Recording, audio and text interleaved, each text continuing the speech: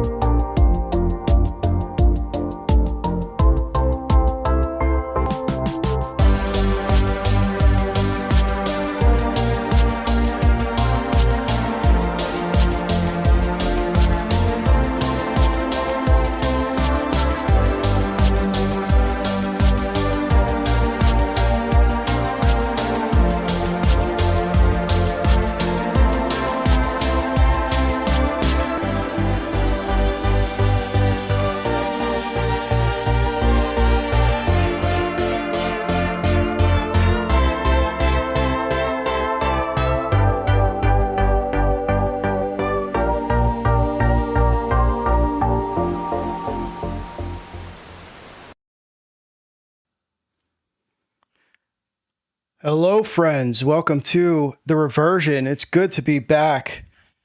I've had a bit of a hiatus for the past 3 weeks, although, as you can see, I've been still uploading content to the Substack and here on YouTube.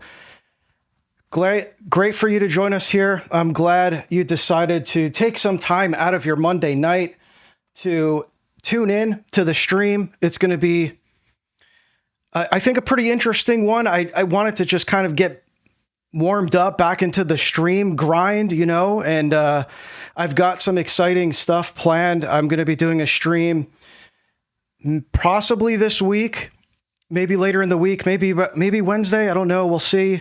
That will be on the Occult Renaissance Church of Rome by Michael Hoffman, a bit of a book review, a little bit of a deep dive. That's been an anticipated one as far as I can tell. But tonight we're going to be watching a video that you may or may not have seen this. It's kind of viral. Well, it is pretty viral, actually. I think it's up to 4 million views now. I'll just show you what we're looking at here. It's called The Internet's Deepest Rabbit Hole. Now, I've titled the stream, New Doomsday Cult just dropped. This is not really a new cult. I guess it is new in terms of like people are just starting to learn about their existence. But this has been something that has been covered for a good year at this point. But there has been some new information, new findings from researchers on YouTube. And this one in particular from this channel, Nexpo, it was fantastic. I didn't actually watch the whole thing. I was listening to it while I was doing some things around the house. So this will be a pretty fresh view and reaction to this video. But I did get enough information from when I was listening to it that I realized this is actually pretty insane. This is pretty wild deep dive. And it's not just like some fringe internet cult either. Like this actually ties in to geopolitics. And we're going to see kind of where this goes. It starts off kind of looking like this normal, internet rabbit hole type thing, like this, all these like video essays on YouTube of like these dark internet rabbit holes and whatnot, right? It's kind of like one of those videos. But then you start to realize about I don't know, maybe 15, 20 minutes in, that we're actually looking at a real organization that has reach into real governmental authorities. It actually ties in a little bit with the Ukrainian Orthodox Church, because this is a Ukrainian organization called AllatRa. And so we're going to see how that relates there. Just kind of classic schizo conspiracy. And the funny thing is, about like schizo conspiracy, like that term, it's almost like these conspiracies now are by nature schizophrenic, and you sound like a schizo by just now talking about like real things that are happening. Like this is a good example of that. So it's like now there's like a blurring of the boundaries of like, where do things get actually schizo and where is it just like these like global elites or whatever you want to call them, the cryptocracy are the real schizos, But you can listen to my talk with, I just did actually, let me go to YouTube channel here. I just did a talk with Mathieu Pajot and Nick Hinton, where we briefly touched on this. Actually, I think Nick starts off the video, our discussion. This was posted 3 days ago. He starts this off talking about AllatRa a little bit here. And so he kind of goes into, I think he's reading a thread. So, I can show a little bit of that as we go, but how are you guys doing? Good to see you all. My friend Will Karen is in the chat. Let's go. We've got Dr. Crispy Johnson, as always. Good to see you. Heidi, welcome everyone. Good to see all the friends here, all the fellow schizos.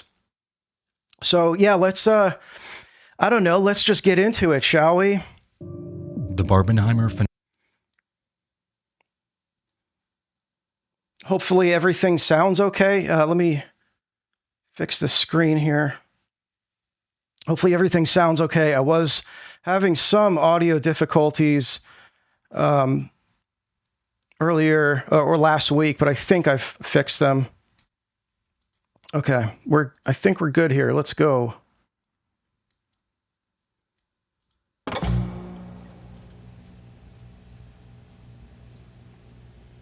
So, and let me know in the chat if you've seen this already.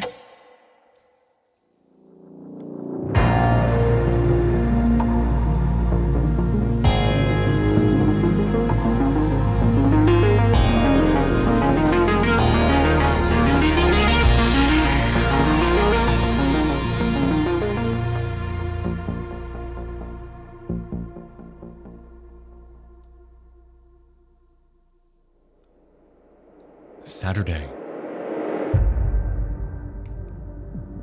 Wildfires are decimating Hawaii. The Barbenheimer phenomenon is in full force.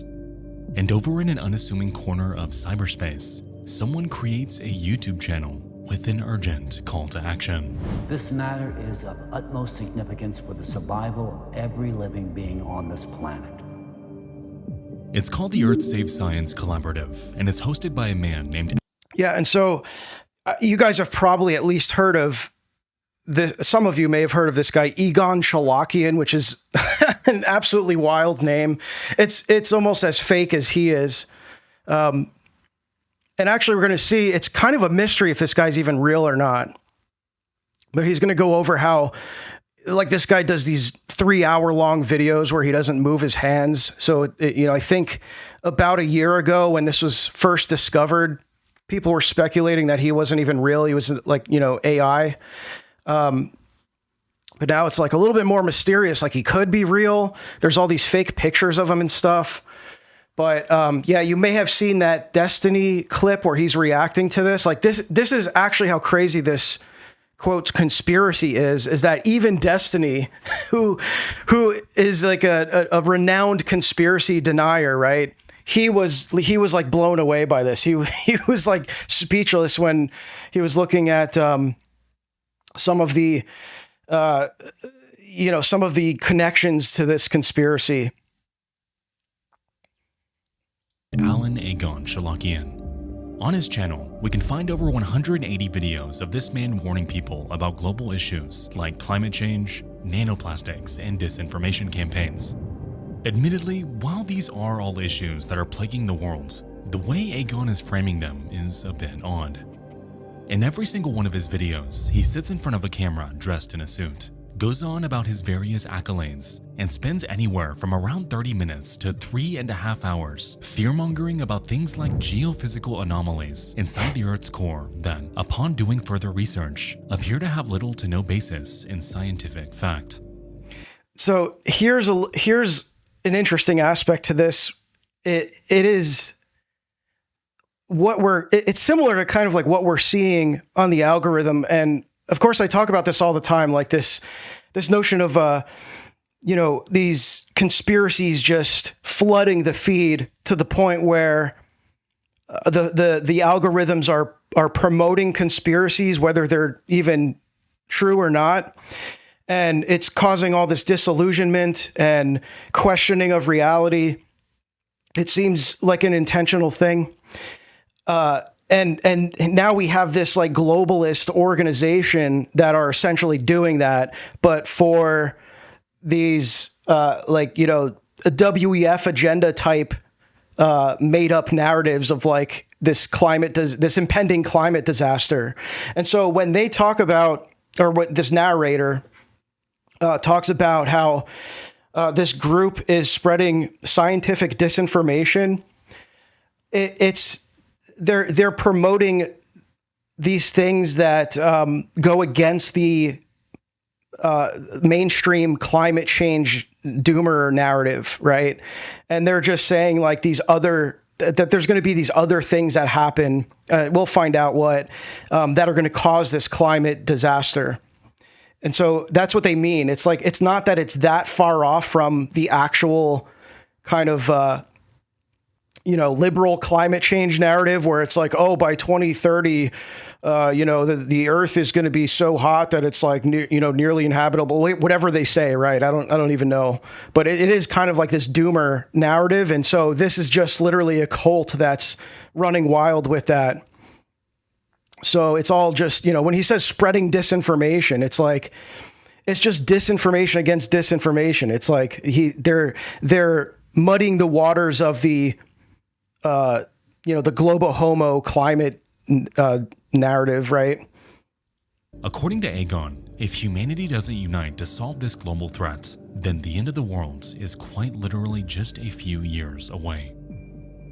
On his website, earthsavesciencecollaborative.com, we can find a section that gives us insight into his cause. And at a cursory glance, we can notice a plethora of colorful phrasing formatted in bold for dramatic effect. Egon claims that there are alarming anomalies. There's a chaotic acceleration of the planet's rotation, that humanity only has a few years to avert an impending catastrophe. And upon taking a look at their scientific papers, he makes bizarre claims about an external and unknown cosmic force that's causing all of this. Now, to me, this entire movement comes off as conspiratorial. Egon, in my opinion, consistently instills urgency in the reader, distorts science-backed evidence to fit his narrative. So here we go. He's already getting into like science fact narrative. He's talking about this mainstream science climate narrative, right? That the global homos are pushing. So it's just like, two retards fighting is basically what's happening here. We have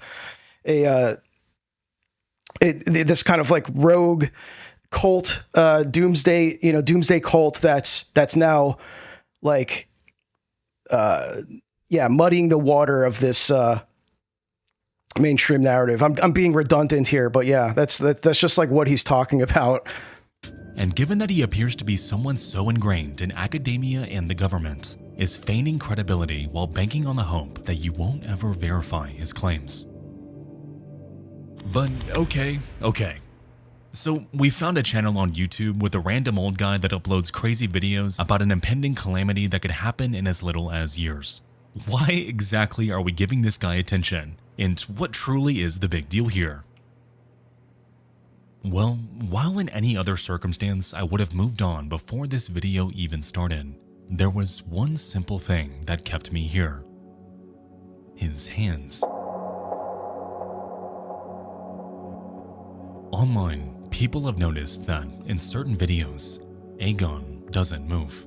And while it's such a simple, silly observation, it's effectively morphed what was supposed to be just a random internet anomaly into one of the strangest and most perplexing internet rabbit holes There's that soy destiny. ever seen.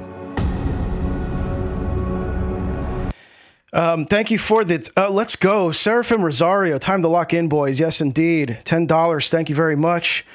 As always, appreciate your very generous support. Good to see you there, brother. First time hearing about this dude. Yeah, I guess unless you have seen some of the videos that do these deep dives on this character, you've never heard of him. I mean, this is kind of something that I've only seen covered on YouTube, and there's not even that many videos on it. So this is by far the best research that I've seen on this conspiracy. Because even this guy, like, I don't really know anything about this channel, Nexpo. I don't know, if he's a normie or whatever, but like he's even acknowledging that this seems like really like some kind of nefarious, like global conspiracy. Now we're going to get into a little bit, like what actually, like, is this just like a scam? Like what is going on here? What, is this something that can actualize? Like, do these people have real power? Like what is actually happening here? Of course it's, left to speculation, but there is a real cult here. Whether or not they have like a real following is left to be determined, because you're going to see, I'm spoiling it a little bit here, but I think we're going to see pretty soon that all of these comments on the videos are all bots. So this plays into a little bit of like the dead internet theory too.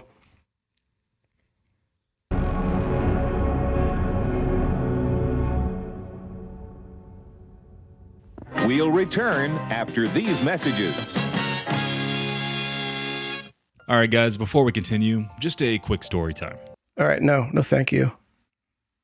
I don't want to hear a story. They're super scary.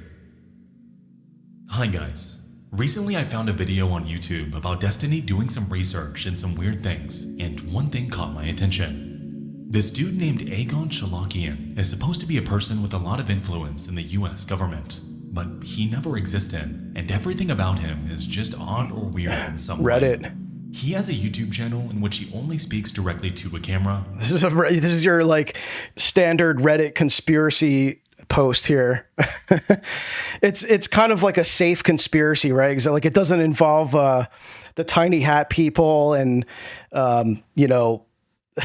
it doesn't involve like adrenochrome or anything like Q adjacent, right? So like it's a pretty Reddit friendly conspiracy.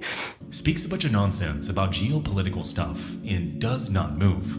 I'm being serious. This guy sits for 3 hours without moving his hands.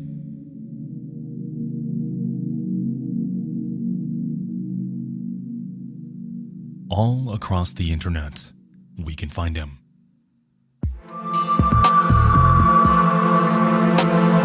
On LinkedIn, Facebook, research archives, and photographed with countless major public figures. Ah, the Pope.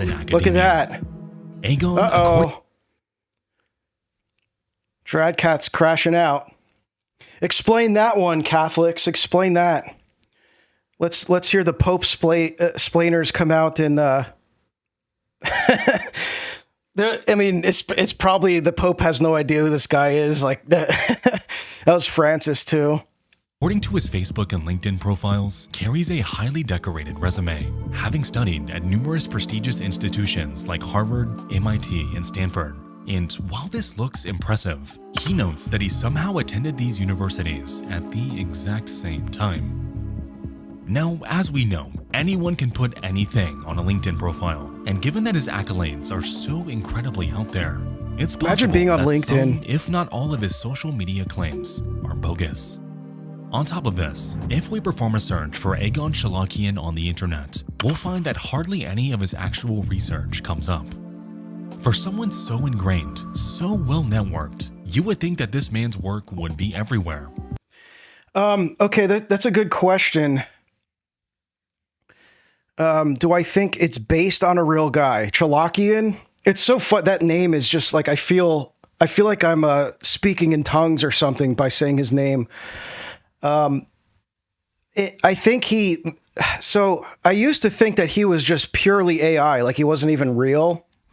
There's some stuff in here that makes me believe he may actually be a real person. Maybe like partially AI. Like I think maybe the stuff with him not moving his hands, like the videos themselves may be like AI doctored, you know, there might be some like AI editing or post-processing or whatever. Might be something like that. There's also all these fake photos of him, which we're going to see soon. But I think, if anything, he's either a completely fake person, he's not even real, he doesn't exist, or he's just like a stooge, like he's a nobody. He's like a person who has like no digital footprint, and they're using him as like a, you know, like an actor or something. That's my, you know, I think it's either one of those. But aside from his own profiles, paid articles he himself submitted to the press, and videos from his YouTube channel, little, if anything, is out there. It seems that all we have are a myriad of images depicting Egon with public figures. However, upon looking at them closer, even these seem... This is what Destiny uncanny. reacted to. So if you saw that, you already know where this is going, but it's still pretty wild.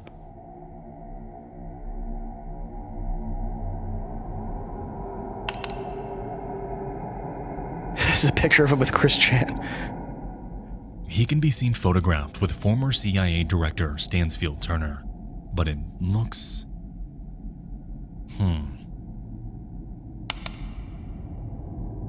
Yeah, this one's pretty weird. This one's with a Harvard colleague named Robert Burton, but... what's going on here?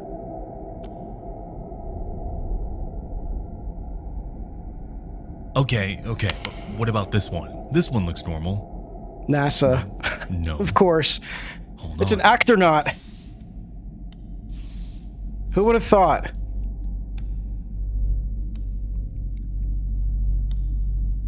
She's probably fake too.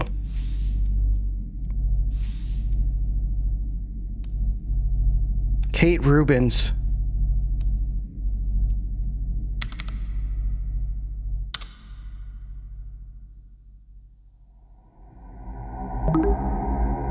Yeah, it's the same. It's literally the same picture.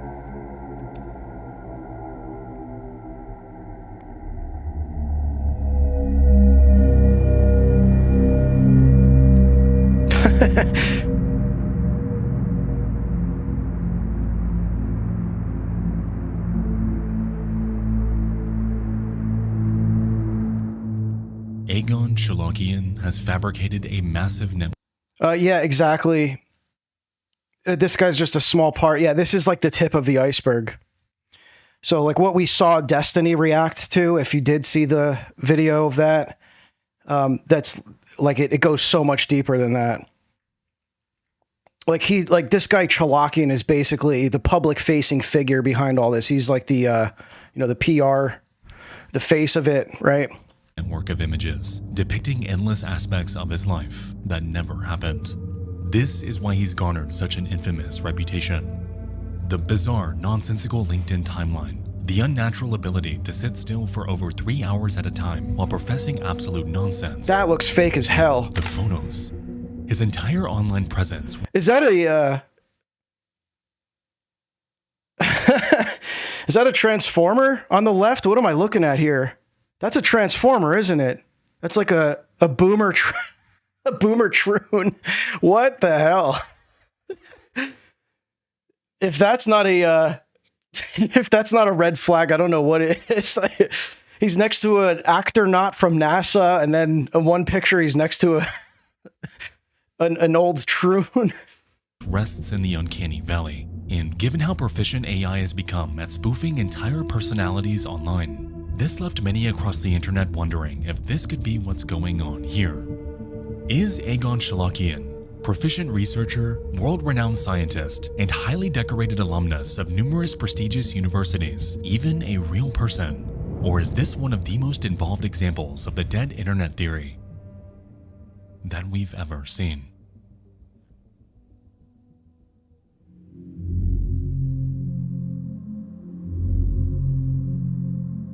I mean, there's definitely dead internet theory stuff going on here. A documentary called The Impact, and in it, we can hear an AI George Washington calling the audience to action against... Is that the same AI George Washington that Glenn Beck interviewed? You guys remember that? It's the same one. It's the same exact model. A so-called foreign enemy. It goes on to fearmonger about impending civil war, so-called anti-cult organizations that oppose him, and it puts forth various potential scenarios about the end of the world. It is, for all intents and purposes, complete AI slop. And weirdest of all, it goes on. Yeah, what do you mean? That's not AI slop. Yeah, that's really him. Yeah, we actually have like high-def video footage of George Washington. Have you cross-referenced anything related to this guy with the Epstein emails? Jeff seemed pretty plugged in. I haven't actually, because I didn't know. I think I might have known about this when I did my research on the Epstein emails, but I guess I just didn't think to search for AllatRa related stuff. But maybe we could do a little bit of a live search here. Let me see. Let's pull it up and we'll just find out. Where's the, let's see. Is it the DOJ website? Yeah, here. They're age verify cucking me here. I forgot. You have to age verify. I just did it. That's it. They know. Let's see, AllatRa. This would be interesting. Nope, nothing for AllatRa. How do you spell this guy's name? Cholakian? No. Egon? Egon comes up? Is that even a real name? Like, how does this even come up? Egon Durbon. Okay, these are just... How do you spell this guy's name? Yeah, Egon Cholakian. Okay. It's Cholakian.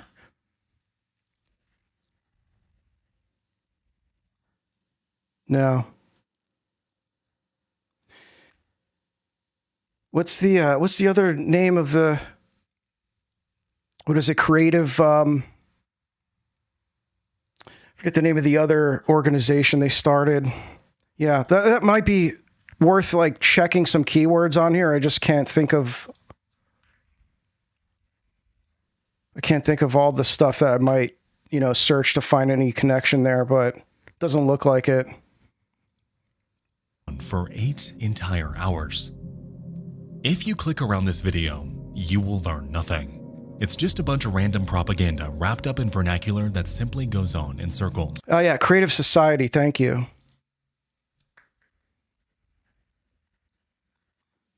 No, nothing on Creative Society either. Yeah, that would be a wild live find. And I'm sure that even these like normie researchers have done cross searches in the Epstein files for any of this AllatRa stuff. So, maybe worth like looking into some of the other names that are affiliated. One of them is Igor. How do you spell his name?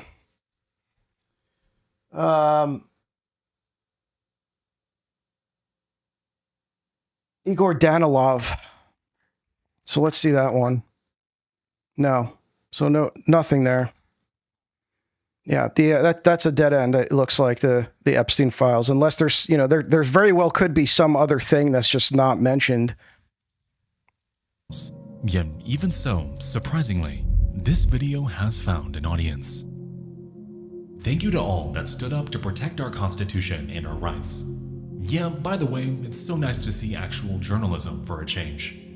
You all didn't have the complete... Look how they all have, all the usernames have the like randomly generated alphanumeric code at the end of the names. That's interesting. Story. No profile pictures. Much deeper. This is 8 hours long, and you're saying we don't have the complete story? What? So I'll just go forth and say it. I refuse to believe that anyone on planet Earth has had the willpower to sit down and attentively watch all 8 hours of this, much less consider it journalism. As we can see, these comments all come from those with randomized usernames, empty YouTube channels, not a single profile picture. It appears that the only ones here are bots, a revelation that does not help. Fake and gay internet theory. In case you guys don't know, over half of the content that is being generated on the internet now is fake and gay. So it's no longer a theory. We are in the dead internet. Like the internet is dying in real time. It is cooked. Basically, I don't think anything's gonna save the direction that the internet's going in with being completely consumed by bots and AI slop. I think it's cooked.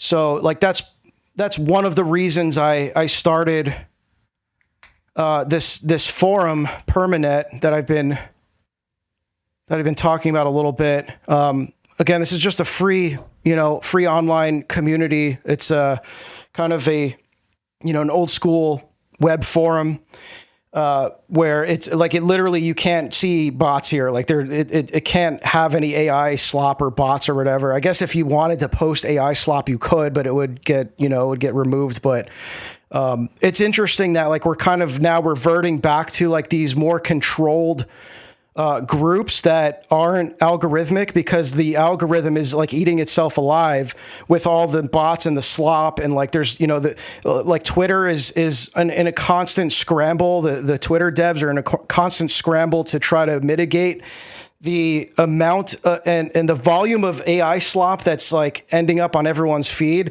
It's just an uphill battle they're fighting. So this project here is basically about like kind of saving what's worth bringing in a potential offline scenario in case the internet, like whatever might happen to the internet, in case it actually dies or it's there's like some kind of blackout or something, whatever. That's one of the things we're doing here. We're also like trying to learn about and set up like local offline communication systems and things like that. So if you're interested in that, check out permanet.xyz. I make $0 from it. In fact, I'm paying to run this site. So I'm not trying to shill anything there. But yeah, I mean, that's like where literally the internet's dead. Like it's already within like 2 or 3 years, has it been like since the AI has started to take over the internet. It's really been that short of a time that now the amount of human generated content is being generated by AI bots at an unprecedented rate. And it's basically never going to catch up. Like you'll never see more human content start to take over because AI is just getting more, it's getting easier to use it. More people are using it.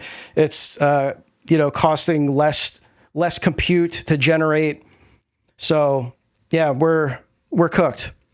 Egon's case.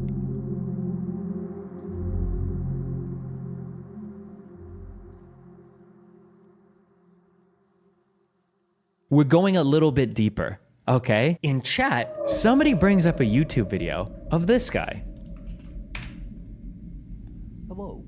My name is Egon Cholakian. I am an intelligence educator. I prepare intelligence personnel for clandestine service. The focus of my career has been centered on the intelligence component of national security. As this mystery made its way across the internet thanks to a live stream by Destiny, it led many to scour for traces of him online. It quickly became clear that nearly all media involving Egon Cholakian involved him speaking in front of a camera. His entire image was... This, in many ways, this is kind of like the perfect Reddit conspiracy theory, It's Destiny approved. You can talk about it openly on Reddit, right? Ukraine's involved. And it's climate change disinformation, right? So this is like kind of it's almost like they purposely crafted the ultimate like Reddit conspiracy. Was incredibly manicured, overproduced, and for a while, it seemed like there was nothing out there that could truly humanize him. But right when people were keen on throwing this entire mystery away as just another case of AI-generated nonsense, a random pandemic-era video depicting a Zoom call, of all things, found its way into the spotlight.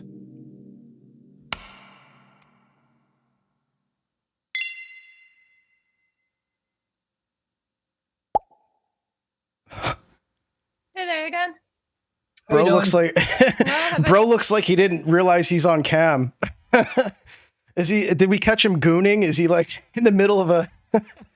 What is going on here? Is that Egon Cholakian? Is that him? Where is bro? He's got all his clothes hung up. He's got flannels hung up in the background. This is a global elite, this guy. About yourself? He's like it looks like he's in a college apartment or something. Just peachy. I figured I'd step in early and just hang my hat. Awesome. Fabulous. We have some people that are just kind of hanging out here. The judges are deliberating. The pitches took a little bit less time than we had planned for since we had... What? And so, there we have it. Egon is just peachy. And he's a real person. Turns out that this guy... That GoldenEye pause screen theme, it goes so hard, it's unreal. Like, it really is like the hardest pause music ever created in video game history. Shout out to Jay Dyer for using the GoldenEye theme. It goes so hard. I love it. Every time I hear it, I'm just like nodding my head. I'm like getting into it. I pulled a Stephen McDaniel and somehow sat still for 3.5 hours, which is weird, but okay. So that's all this is then, right? A conspiracy theory YouTube channel run by an old man doctoring photos of himself and over-embellishing his achievements to make him seem more legitimate than he is. Someone who, admittedly, seems pretty nice according to this call. And someone who found himself ensnared in an online conspiracy about his very existence, completely out of nowhere.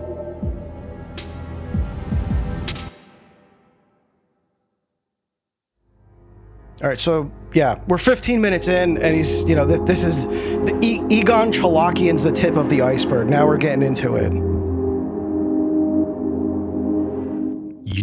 The reason I do what I do is because of... I hate when people that do these like video essays like try to talk about themselves. I don't care about your life, bro. Mr. with a logic. Admittedly, it was an engaging investigation. So thank you guys so much for watching. Something is wrong.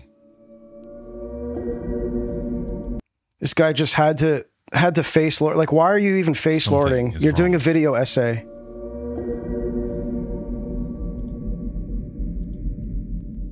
All throughout Egon's comment section, we'll notice the same commenters spread out across his uploads. And upon taking a look,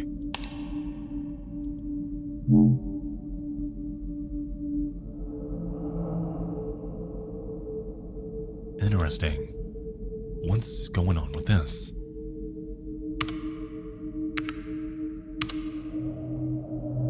Representatives of the Creative Society delivered a substantive presentation addressing one of the most pressing issues that has long been the subject of my research and concern for many years. Weird, but okay. What the hell's the Creative Society? CERN. Okay, so here's his credentials here. U.S. Congress and White House member of CERN's Laboratory Future Circular Collider Project team. Circular Collider, is that something other than the Large Hadron Collider that they just shut down. What is that? And Lawrence Livermore National Laboratories what? That is not, what is with these names, bro? Like, they don't even try to make real names. Lawrence Livermore National Laboratories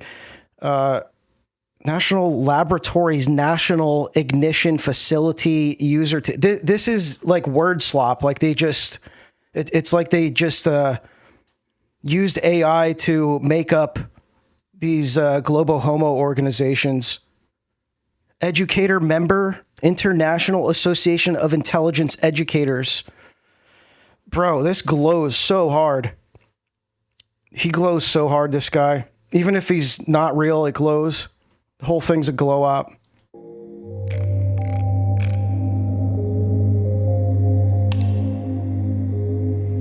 Yeah, the Large Hadron Collider is paused. I think, unless I'm mistaken, I believe it's paused. It's on hold until the WEF miracle year of 2030 that they're expecting all this apocalyptic stuff to happen. If I'm not mistaken, I think it's turned off until 2030 or something. The year of the global agenda, whatever's coming next that they keep telling us about is going to happen in 2030. That's when they power back on the Large Hadron Collider.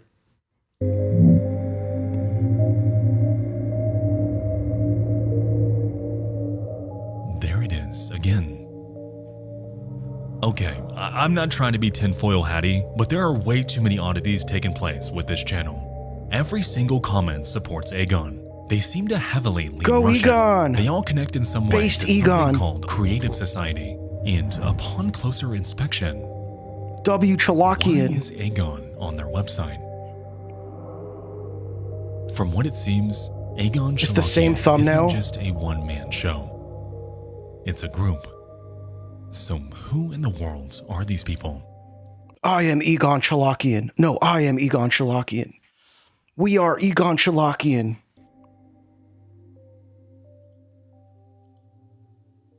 Egon Musk. They're all Egon Here's tards. a typical morning routine as someone who owns 11 pets. Okay, I've been making this brown sugar mocha dalgona lately, and Nescafe is helping me. November 7th, 155 miles per hour winds just wiped out 80% of the city. It is what all people want. We've been conducting a lot of surveys for several years. No day without That's informing Danilov. about creative society. It is not some saintly call. The creative society is... So, and we're going to, I don't know if I don't remember if he gets into this or not, but this even ties in with Thelema, with Blavatsky, because this guy, Igor Danilov, he's basically like a Thelemite. So I don't remember if he gets into that. Again, I was just kind of listening to this passively. I was doing some chores around the house, but I did, if he doesn't get into it, we can look at some stuff I can show you that I have some connections to the more occult side of this. all of humanity. And when I say all, it means all.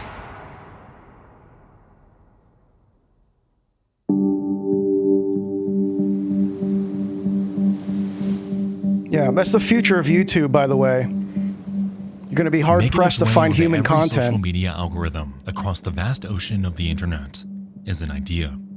An idea that, on the surface, sounds idyllic, the sort of thing you'd hear in, let's say, a dream. The long-awaited arrival of a future we were promised, yet never came, and one that'll radically transform the lives of everyone that chooses to follow it.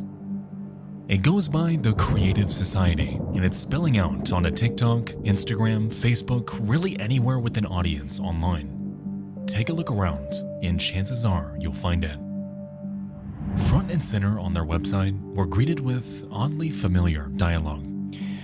By the way, so I did a little bit of my own kind of poking around with this because I just saw on, let's see here, on the AllatRa website, which I don't even know if he explained AllatRa yet, so I don't want to get too ahead of things here.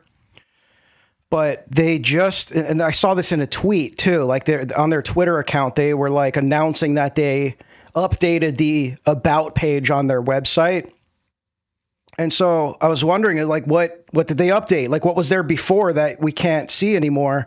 So I checked the Internet Archive, and AllatRa has blocked their site from being archived on the Internet Archive. And I've talked about this before because Flock does the same thing with their website. So anytime Flock changes their TOS or their about, their statement, they have free reign to just, change it to whatever they want. There's no historical record on the Internet Archive of what was there prior to them updating it. So, because I was wondering, like, why did they change their about page in such a timely manner? Like right after this video started going viral, like what are they changing on the site? And yeah, you just can't see what was there before. So, there's other ways to archive websites than just by using the web archive, but you're doing that on the web too. So it depends on those sites being up. Like archive.is, for example, that site is always going down. The government's always trying to shut it down. So they're always changing the URL and stuff, like making new mirrors.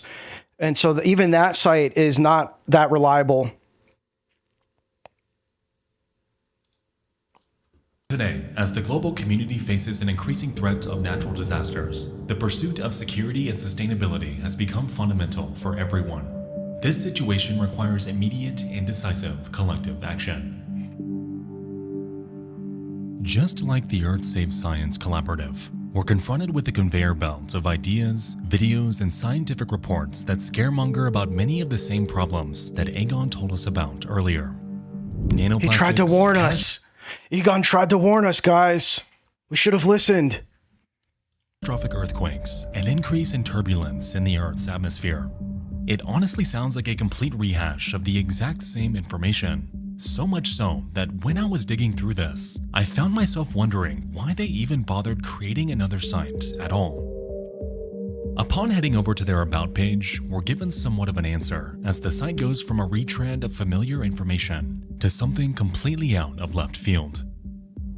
According to the wall of information before us, the Creative Society is more than just a bunch of scientists peddling dramatic theories about climate change. It's an international project uniting volunteers from over 180 countries, aka most of the world, with the goal of transitioning in a legal and peaceful way within the shortest possible time to a new creative form.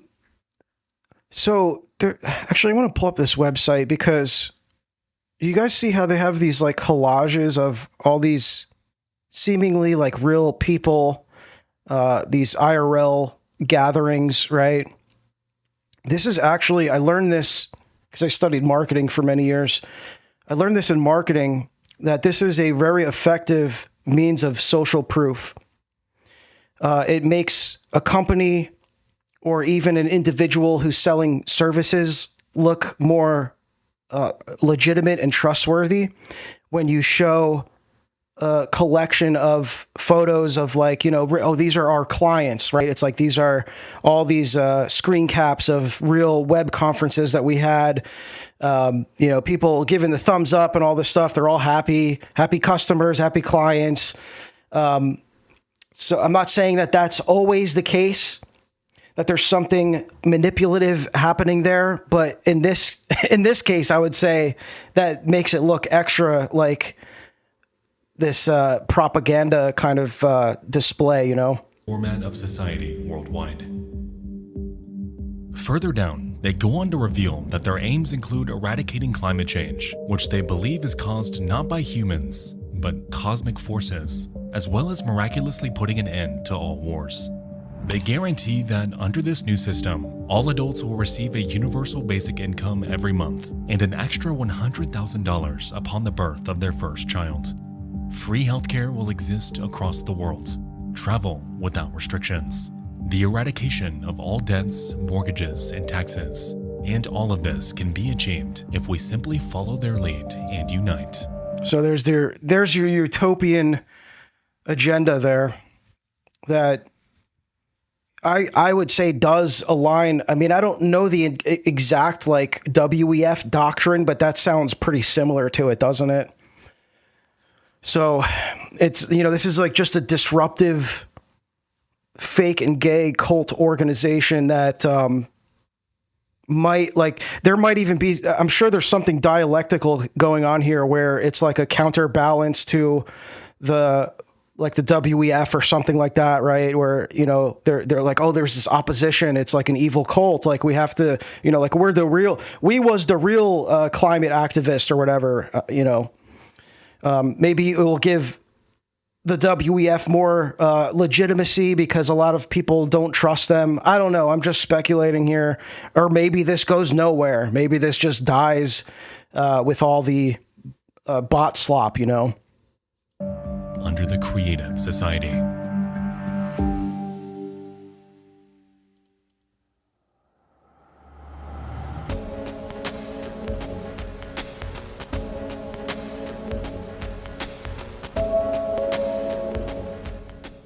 Now, this clearly all sounds way too good to be true. Much like how Egon came off, it feels completely outlandish and conspiratorial. To be honest, it feels like the Creative Society has more in common with something like a religion, or perhaps even. My neighbor in my house, like, if I'm facing out the guy to my left, he is a cult leader. He has this cult called the Creative Society. Shut up. I swear to God. What did they do? They're like a doomsday. What? When was this? The Osbourne's Basement tapes. This is weird. Season 1, episode 4. When did this get filmed? Kind of like they're a doomsday cult, but they're like eco-doomsday. So they think that we're in the end of humanity. Is that Jack and the Osbourne? only way to bring us out of it is like through their method of creativity. Is Jack Osbourne one of our guys? Is he, or is he Reddit? I don't know anything about what he's up to these days, but he seemed like for him to have known about this, however long ago that was, you know, he seems like he's aware of certain esoteric happenings in the world, I guess. The concept of a new world order. A list of 8 pillars that their values are based around. The weird Illuminati-looking logo. All of this is packaged exactly like a cult. And although it seems obvious in hindsight, and it's got the, you know, look at some of the symbology here, right? The snake eating its tail. So it's got like a pseudo-Ouroboros, right? Then, of course, the triangle and the number 8, the, you know, infinite, it's kind of like another, you know, there's also occult significance just to the number 8, but even the, you know, the design of the number 8 is another like kind of infinity symbol, right? Another version of the snake eating its tail, kind of. Packaged exactly like a cult. And it also could just be the people who designed the symbol like know that, and they're just you know, they're just messing with everyone. This stuff is all just it's all just people who are, they're snakes, as Mathieu Pajot would say, that you know, these people are snakes. And so how can we possibly know if they're doing like the actual occult thing where they're you know, this dialectic kind of revelation and paradoxical concealment type thing, the quote, hidden in plain sight, bro, the hidden in plain sight, right? That kind of thing. Or they're just playing into that to mess with people. And there's some kind of like broader thing going on. It's just really, you can never know. So that's why, like, I kind of just like stopped trying to read into this stuff and, you know, make some kind of definitive claim of like what is going on here, because it's becoming increasingly more difficult to discern. Although it seems obvious in hindsight, if you had merely stumbled upon it when scrolling online, you likely wouldn't even second guess it. This entire organization looks authentic, It pulls you in with its lengthy, seemingly well-researched reports and videos on important topics, led by experts who look legitimate. And it promises of a perfect world where you can be free if only you spread their message. And somehow, it's actually working. Plastered all over their website.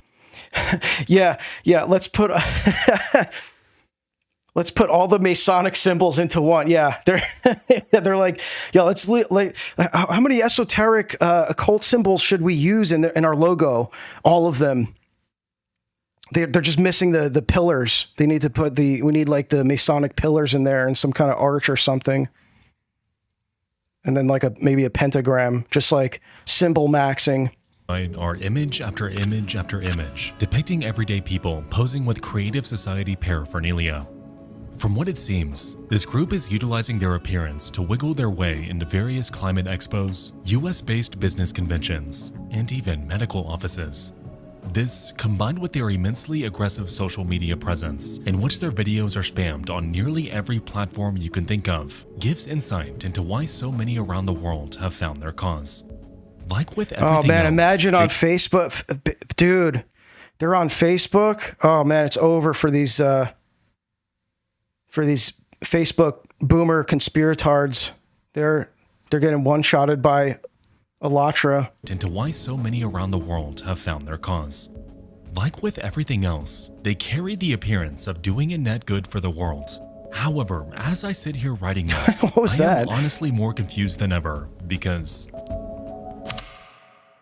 quite literally none of this makes any sense.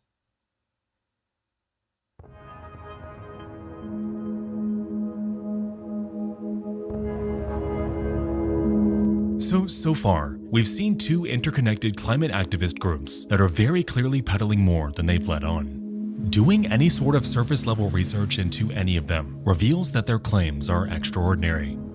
They distort science, fabricate their credibility, and even on the Creative Society's website, they go on about a utopian new world order. Either none of these people are doing any research into the organizations they're so outwardly supporting, or they are, and I'm just the crazy one that doesn't see their vision. To me, the entire existence and support of the Creative Society is one massive paradox. People should be writing them off. So what really is going on here? Upon scouring the net for any information about this group, I happened upon an article written in 2022 on BBC.com. Penned by two climate disinformation reporters named Marco Silva and Marilyn Thomas, they dive into, of all things, how the Creative Society is fraudulent.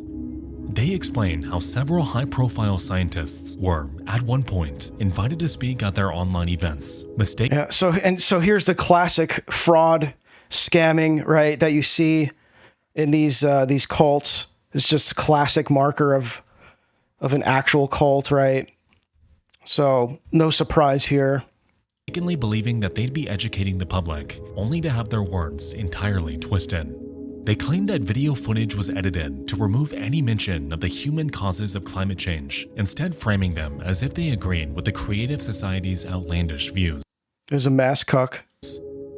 Since then, these fraudulent videos have been blasted across their socials, fueling propaganda and continuing to attract more and more of the general populace to their cause. It's clear that this toxic combination of distortion and dissemination is what's quietly elevating them to prominence. But even still, there's a question brimming in the back of my mind. Who exactly is behind all of this? On their website, the Creative Society simply states that there's no one person funding or directing them. It's all just this undulating network of volunteers banding together to change humanity. However, it's when we scour the BBC article when we'll find that that isn't exactly true. There he is. Within it, they name drop a man, someone who's been affiliated with the Creative Society. Now look at this. Now we're getting into how this relates to the Ukrainian Orthodox Church. So there is some like kind of ecumenist aspect to this. Although, again, I don't want to get too ahead of myself, but you can see, I mean, it's right here. The Ukrainian Orthodox Church of the Kiev Patriarchate warned against AllatRa's destructive activities, describing it as an occult para-religious organization. And that's the, keep in mind, that's the Ukrainian Orthodox Church, right? So, we're going to see, I think he gets into that a little bit here. And shows up throughout the bulk of their online presence. In fact, it's a man who you've already seen several times throughout this video, hosting their conferences, introducing their YouTube videos, speaking on their network of over 200 channels across thousands of videos. He doesn't exactly hide himself, but he remains just distant and unfamiliar enough to the average. What is that? Mystery of the Holy Places. To live like an angel. Look at these titles. Substitutions on the spiritual path. Path to the peak. What is this channel? Person. Exactly. Of over. I couldn't find anything on this guy. Okay. Oh, interesting. Wait, so this is. And shows up throughout the bulk of their online presence. In fact, it's a man who you've already seen several. Wait, but this has one. So what is this channel here? Why is he showing this? This has one subscriber. Times throughout this video, hosting their conferences, introducing their YouTube videos, speaking on their network. What is this channel? I want to see this. Of over 200 channels across thousands of videos. He doesn't exactly hide himself, but he remains just distant and unfamiliar enough to the average person to not arouse suspicion and to coordinate things from behind the scenes. Hey, he looks very normal. He doesn't look like some kind of Crowleyan or something, Oh, look, that's the interesting symbology there with the snake eating its tail around the globe, right? That's pretty wild. His name is Igor Mikhailovich Danilov, formerly a chiropractor, now the leader of the Creative Society, and someone who's also listed as the leading figure in a Ukrainian spiritual movement, which... Hold on.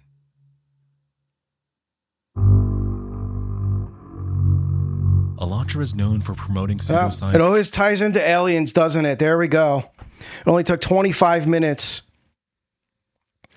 So that's the, right there. So it always goes back to the flying demons, doesn't it? It's in wild conspiracy theories involving aliens and secretive powerful elites that sacrifice children. Okay, that is an absolutely insane statement, but that name, we've seen that name before. So here we go.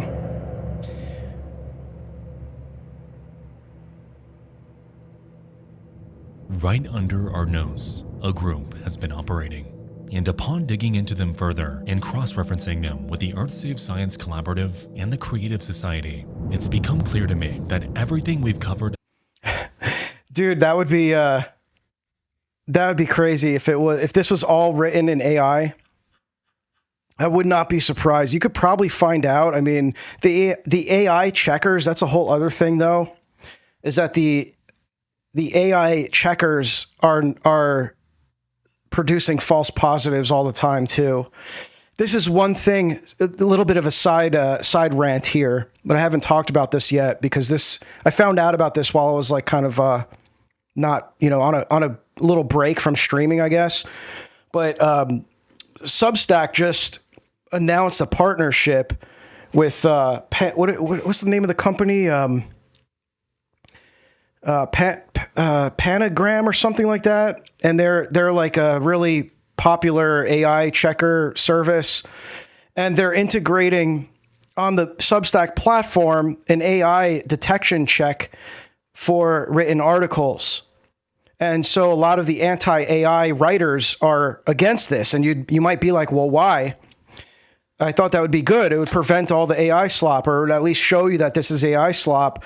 And they're against it because they know that it produces all these false positives. You're essentially outsourcing the discernment of what is human or AI written content to a machine, right? So you're just outsourcing that discernment to a machine. And as far as I know, there's like no opting out of it. So people are really pissed on Substack about this. But the reason I bring this up is because you can't even really tell. Like if you come, you may be able to suspect because it's like written really, it's really well written. It's like clean, got a good presentation, all that. But like you can't even know now if somebody's just like a good writer or if it's AI. Like it's really hard to tell. Or at least like the average writer. I'm not talking about someone who's like a prose genius or something. Up to this point was nothing but a front, a funnel to the real core of this rabbit hole. AllatRa.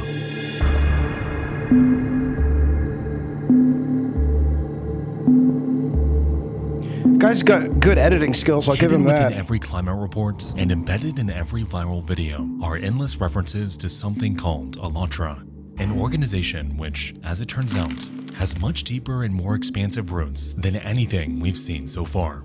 They're the ones behind the Creative Society project, the ones paying Egon Cholakian to lobby in the US government, the true puppet master behind this sprawling network of interconnected accounts that are quietly taking over the internet. While up to this point, we've seen the prior groups spreading misinformation and outlandish ideas, what AllatRa truly believes at their core is so far out there, so off the rails, that I struggle to comprehend how they've ever been. Yeah, what are you on about, man? I mean, yeah, we all know that this is like, yeah, I'm covering this because we're trying to find out why is this even, or at least speculate, why is this even viral? It's got, 4.5 million views. And so, like, even if this is just like Reddit tier conspiracy slop, which it may very well may be, it looks like it is actually. The point is, like, I cover this stuff. You're probably new here because it seems like you're complaining a lot about this kind of content, which is like no one's forcing you to watch. You can just go literally anywhere else and watch something else. But I do cover even like fake and gay conspiracies just because. The point is, why are they going viral? Like, why is conspiracy content going viral right now? Why is the algorithm even promoting it in the first place? This stuff used to be, not too long ago, almost like punished by the algorithms. Like they would try to prevent like, quote, disinformation showing up on your feed and all that. And now it's like the floodgates were opened and we're just encountering all this conspiracy slop mixed in with sometimes legitimate conspiracies, and everyone's discernment is just like out the window. Like nobody even can tell what's real or fake anymore. Like that's kind of why I'm covering this. But yeah, you don't need to watch this, man. If you think this is like, why bother covering this, then like you can go. I'm not going to make you watch this. Been taken seriously. According to the videos on their vast network of YouTube channels, they sincerely believe that humans are capable of Hey, what's up, Tristan? And have conducted yeah, we need we need AI to tell us what to think about this. Yeah, let's ask Grok. Grok, is this true? Grok, who's behind this, Grok? Tell me. Experiments using a walk-in pyramid where volunteers transmit symbols with their minds in front of a live audience. They have videos showing members taking photographs of their thoughts. Infographics. Yeah, dude, I already said that. Yeah, I know normies are engaging with it. He was just showing a bunch of Reddit comments about it. I was calling it a Reddit conspiracy, essentially. This is like super normie tier. We know that, bro. Graphics about the soul coming from space. Even podcast appearances where they talk about aliens living among us. Considering the level of their development, the Apexians had already colonized millions and millions of planets by that time. And naturally, they had developed methods of working with humanoids like us, right? So they took the simplest option. They elevated themselves. Is that Neil deGrasse Tyson? The Reddit conspiracy has come full circle. We've got a narration by Neil deGrasse Tyson, the black science man himself. The rank of God. Naturally, on their website, they mention none of this, instead describing themselves with the familiar spiel we know all too well by now. Volunteers across 180 countries, nanoplastics, the usual. It's when we take a look at their About page, though, when we're able to spot something strange. Taking up nearly half of this page is a massive section about a supposed defamation campaign enacted upon Allat-Ra by a group called the Russian Association of Centers for Religious and Sect Studies, or REVERSION for short. Allat-Ra claims that this group sought to tarnish its image by accusing them of believing in ideologies laid out in so-called fiction books that they once published. Furthermore, they go on to claim that they are absolutely not an apocalyptic cult. The thing is, like, are they really even a cult? Because it seems like all the quote followers of this cult are bots, right? Like the whole thing is fake and gay. So is this even really a cult? Like we now have AI generated cults with bot followers. So like it's even obscuring what a cult really is, you know? Like who's actually following this? Are there normies on Facebook getting one-shotted by this, Reddit conspiracy? It's like, why, is this the kind of thing, like maybe it's viral because it is normie friendly and because, it kind of like touches on all these things that normies are aware of. Like it's just interesting, I guess, like why this is even a thing. Like, is this, all just a distraction? I mean, a lot of questions, but again, my take is probably just the same that we've always been seeing, like with you're seeing this with human generated content, like all these conspiracy slop accounts on Twitter that are like mass viral and they have to keep the engagement going. So they just reach for anything. Like they just are constantly trying to like craft all these connections and conspiracies and stuff to just like keep the engagement going. So, I mean, you have humans contributing to this too. And that all rhetoric supporting this is intentionally trying to discredit them. It's funny they say that because we kind of already had an idea. If the alien beliefs and weird telepathic experiments weren't enough to give it away, then them outright claiming that they're not a cult, guys, they are not a cult, is a bit of a dead giveaway. But I digress. With this in mind, I did some digging into Allat-Ra itself and stumbled upon a trove of information about their early years. I know I sound like a broken record when I say this, but even with everything we've seen them peddle so far, things still get stranger.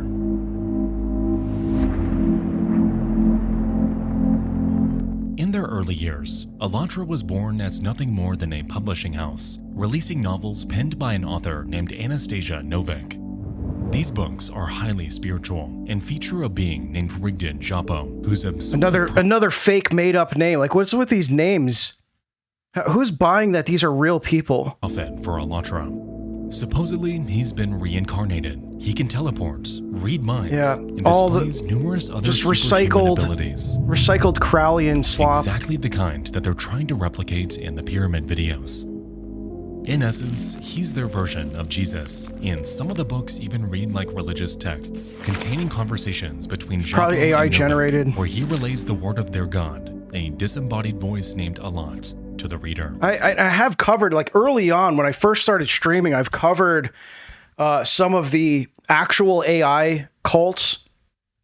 That again, I think it seems like kind of the same thing. It's like, are people really following this, or is it all just dead internet stuff that's just, bots boosting their reach and these Reddit tier normies covering it on YouTube, because like I really do believe most people wouldn't even know about this if it weren't for just like Reddit normies covering it on YouTube. But I think it's really the whole thing with like the Ukrainian Orthodox Church, like even mentioning them as a dangerous cult is pretty interesting. You have that whole someone mentioned it's the Ukrainian Orthodox Church is the schismatic that's the schismatic church, but it's like, what's going on there? Is that like playing into it? I mean, it's just really bizarre that this is even getting like attention to that extent. The most interesting part about Japo, though, has nothing to do with his supernatural behavior, but rather his job. In their very first book, dating way back to 2003, he's introduced in his earthly form as a martial arts teacher and, well, would you look at that, a chiropractor. His students call him Sensei, but on more than one occasion, he is directly referred to by the name Igor Mikhailovich. Okay. It's like the most normal name that I've seen so far. While AllatRa may have passed these books off as mere works of fiction, the inclusion of Igor Danilov is very real. This man to this day. Yeah, actually, it reminds me, I wanted to show some. Nick Hinton has been covering this. I just had him on. If you go to the most recent upload on my channel, we had a discussion, him and Mathieu Pajot, where he kind of opened up the discussion with this stuff. But yeah, he's been covering it. He's kind of the only one on my feed that has been covering this, actually. So, you know, this was back. Oh, actually, this is this week on August 4th. You know, he's just talking about Egon Cholakian, right? And then apparently it's been proven that he's actually a real person, but it seems he's exaggerated his credentials to appear more trustworthy. He's associated with an online organization that claims it'll solve the world's apocalyptic problems called the Creative Society. Yeah, we saw all that, right? So just kind of repeating what's in here. I think he gets it. Yeah, I think I wanted to show this part here. Oh, this isn't Nick, but this guy, oh no, when was this posted? Okay, July, yeah, last week, I guess. A warning regarding Ukraine developments. There is an odious group, the Ukraine Reconstruction Summit Network, centered on Brock Pierce, Trump's spiritual advisor, Pastor Mark Burns. So that's another thing. I don't know if this guy mentions this at all, but this guy, Pastor Mark Burns, is in the AllatRa cult. So there's at least one real person in this cult who happens to be one of Trump's spiritual advisors. I always thought it was that wacky evangelical lady. What's her name? Who's maybe has multiple spiritual advisors, but this guy Mark Burns. You can find photos of him with. He visited. I think he went to Ukraine and visited some of the hierarchs there. I don't know exactly what it was for, but there's like photos of him with them. So Brock Pierce, Pastor Mark Burns, Rabbi Moshe Osman, Yaakov Flitchkin, and several others. This group has positioned themselves to profit from the Ukraine post-war and held a major conference in Washington, D.C. last September. This is the same network of people who funded the Don Colossus gold statue at the Trump at the Doral Club. Interesting. Loomer met with Rabbi Asman yesterday. I'm sure she did. Brock Pierce is building a replica of a school building in D.C., Anatevka near Kiev, with this group. Be very cautious when trying to assess motives and relationships when evaluating his network. It's not about victory for Ukraine. It's about this reads like AI. So this whole thing is probably AI too. Can't even get information anymore without it being AI. It's all like this. We're cooked, man. The internet's cooked. So there he is, Chief Rabbi of Ukraine, with Laura Loomer. And here he is with Trump's spiritual advisor. And yeah, here's some stuff here with, you have, Epidilforos here. There's a picture of, Conor McGregor down in the corner. Yeah, what is going on here? He's with Eric Adams. Okay.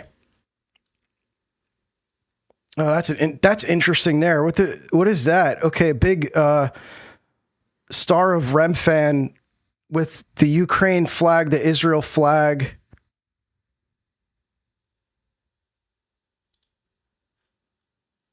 So there you go. There's the part that won't be mentioned in this video. Probably Chabad rabbis, I would imagine.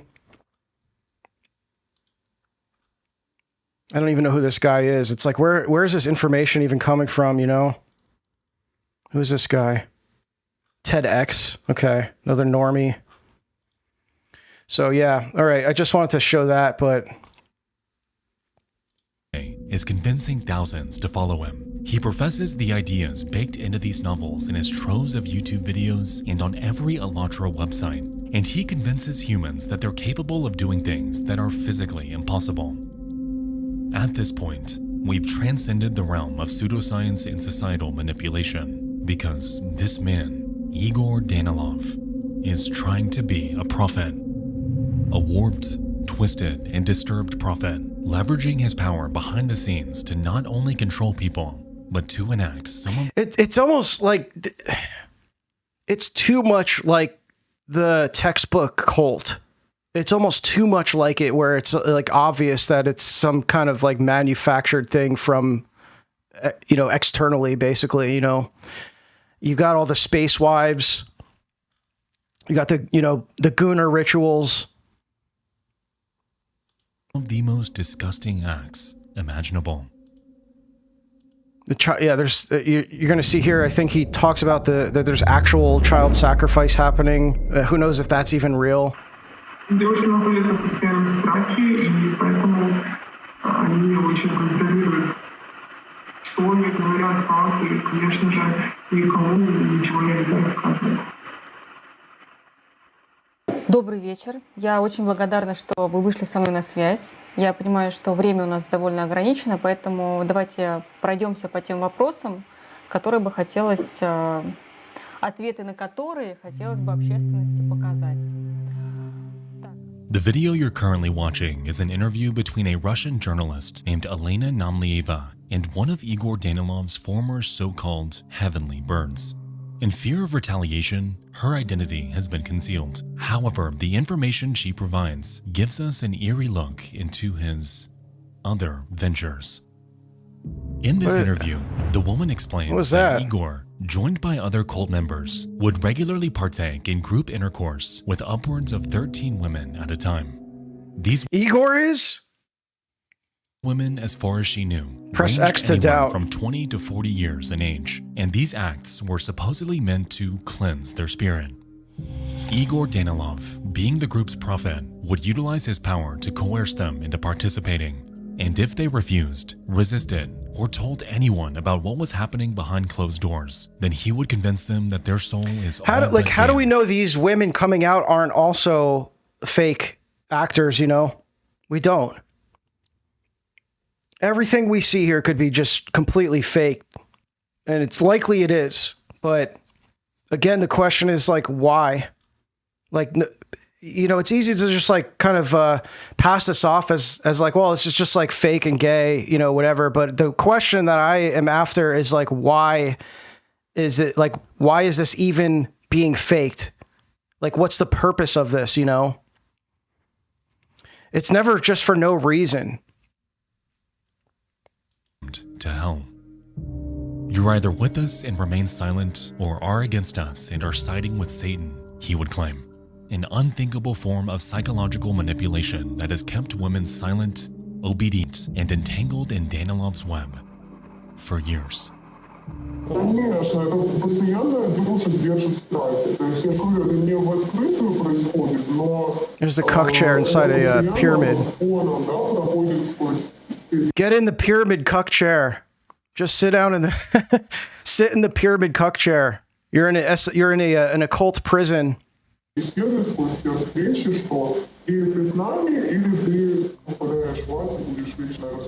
in the cube.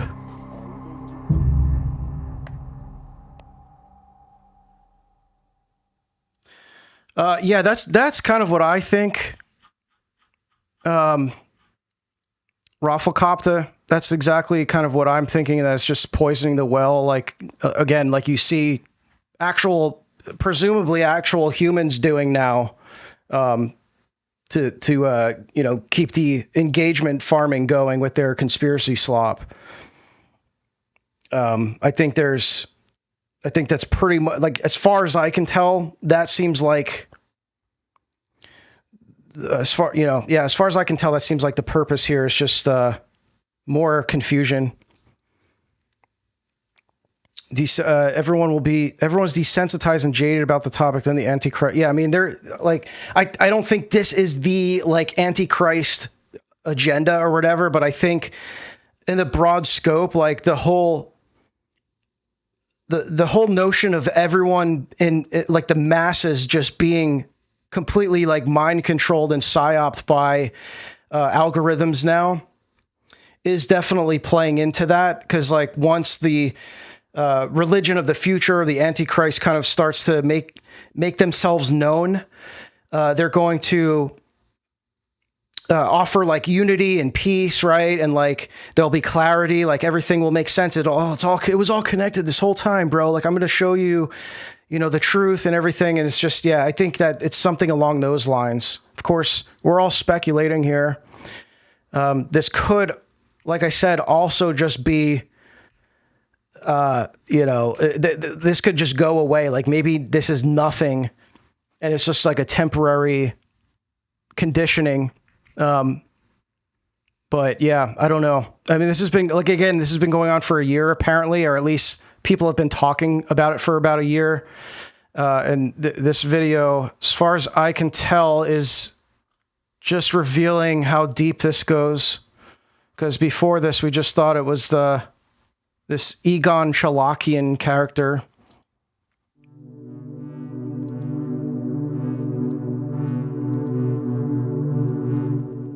As details about Danilov's actions trickled out over the years, investigations into AllatRa began to ramp up. In 2023, the Ukrainian Orthodox Church allegedly became so concerned about this group that they labeled them a psycho cult, while simultaneously Russia also declared their activities undesirable. Their controversial beliefs, much softer language, manipulation and coercion, and worshiping their leader as if he was some kind of messiah were starting to cause concern. And with the member base growing day by day, AllatRa was rapidly morphing from the appearance of an innocent climate-focused organization into a legitimate global threat. It's basically a global homo Scientology is kind of how I'm seeing this. In August of that year, Ukrainian forces organized a series of raids on the homes of AllatRa's key members. They scoured Ukraine from top to bottom and followed every lead they had, no matter how insignificant. More than 20 cells were broken up, yet surprisingly. Oh, was it the UOC or the OCU? I missed that. A psycho cult. Oh, that's from the Union of Orthodox Churches. Simultaneously, Russia also declared that they labeled them a psycho cult, while simultaneously became so concerned about this. 2023, the Ukrainian Orthodox Church allegedly became so concerned, also declared manipulation and coercion, and worshiping their leader as if he was some kind of messiah were starting to cause concern. And with the member base growing day by day, AllatRa was rapidly morphing from the appearance of an innocent climate-focused organization into a legitimate. So the question is, has the OCU said anything about it? That's what, let's find that out.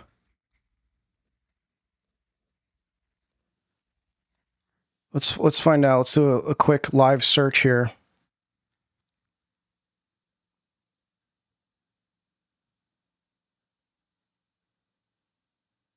Might have to consult Jugal on this one.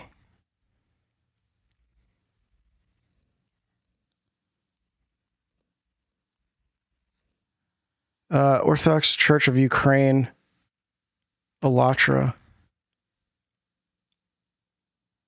Orthodox Church of Ukraine and mainstream Christian bodies do not have a connection with AllatRa, instead categorizing. Okay, so maybe both. I think maybe both the OCU and the OCA have said, or I'm sorry, not the OCA, the OCU and the UOC have made statements about them being a cult. Seems like that's what I'm getting here. Yeah, okay. I mean, they're I guess enough of a force in Ukraine and Russia that they've all said made statements about them. So that's pretty interesting. I think they're probably way more prominent there than here, obviously. I think all their videos are in Ukrainian, so.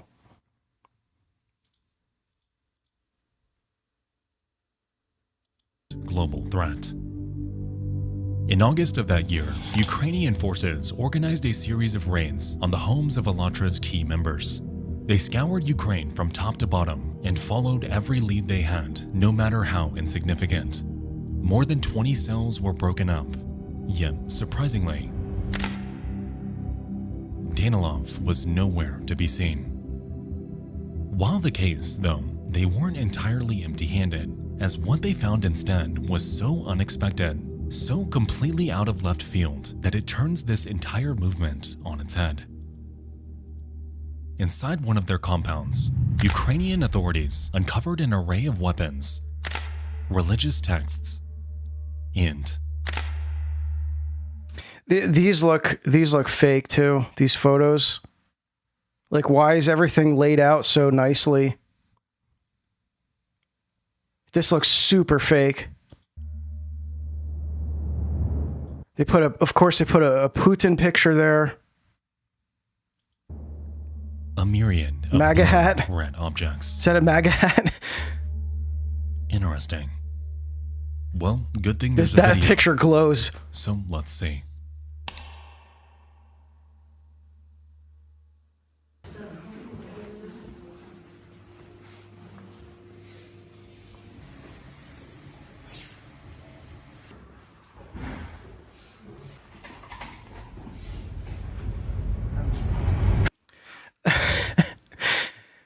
Bro, what is it?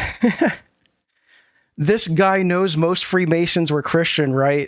Protestant. Okay, there's a distinction there. Most Freemasons were Protestant.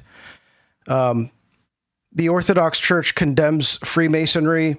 You get excommunicated if you are known to be a Freemason, and the Catholic Church as well. Although that's a whole other thing, because there's been Masonic infiltration of the Vatican. But yes, I do know that if you're talking about Protestants, largely, yes. I mean, Freemasonry was created as kind of a pseudo-Protestant institution. But yeah, your comment about all institutionalized religions were turned into arms of the same cult, that's okay. Source. This is something I see very often, this kind of take with conspiratorial people, that all religious institutions are also a cult, but they'll never explain how. Oh, it's a global control mechanism. It's to keep everyone asleep. You guys are just sleep. How do you know? How can you be a conspiracy theorist and still be asleep and under an institutional religion? It's just so tiresome. It's such that in itself is a normie tier conspiracy.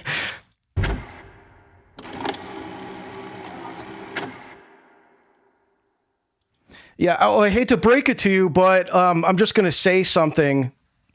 I'm just gonna say something, and then I hate to break it to you, but that's my take. Okay, nobody cares, bro.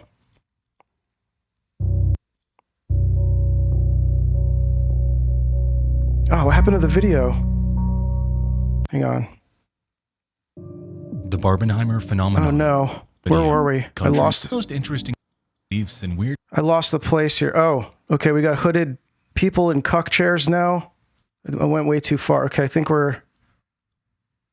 Sorry, guys. I think we're right around here. Even with everything we've seen them peddle so far, things still get stranger.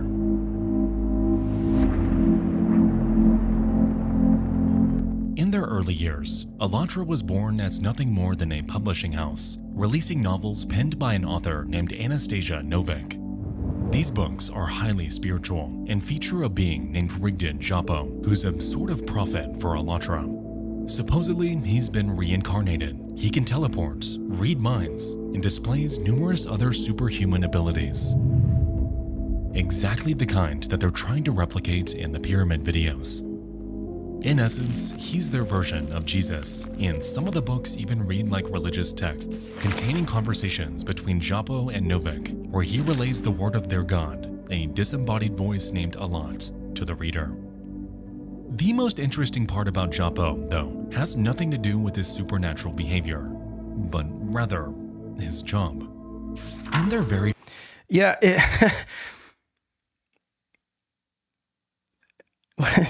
any conspiracy you don't like that doesn't agree with your biases, normie tier got it. No, just what you're saying, bro. There's plenty of conspiracy. Like I don't look into. I don't filter things through my bias with conspiracies. You know, I acknowledge that there's been corruption to a certain extent, even in the Orthodox Church. I wouldn't say anywhere near the Vatican because it's, you know, centralized, but yeah, if you want to discuss it, I could bring up sources for everything. It's kind of hard to do it in a single comment, dipshit. Okay, bro. Yeah, provide me some sources that are, you go to your, you know, conspiracy books for that one. This is such a retarded thing to say, like, oh, all organized religion is a conspiracy. Because it ties into, you know, these conspiracies tie into like the church, or like there's Christians involved in them and stuff. It's just beyond retarded. You're not educating me on this, man. I've been researching religious conspiracies for probably longer than you've been posting slop on the internet. Very first book, dating way back to 2003. No, it's not a debate. I'm not a debater. I'm literally just a commentator, and I, you know, write stuff on Substack. If you want to write a rebuttal to anything I'm saying here, feel free to.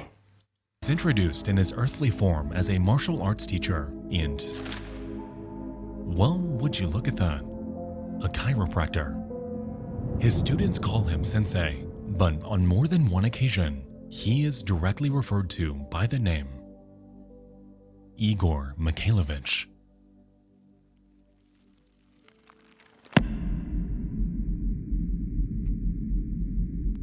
While AllatRa may have passed these books off as mere works of fiction, the inclusion of Igor Danilov is very real. This man, to this day, is convincing thousands to follow him. He professes the ideas baked into these novels in his troves of YouTube videos and on every AllatRa website, and he convinces humans that they're capable of doing things that are physically impossible.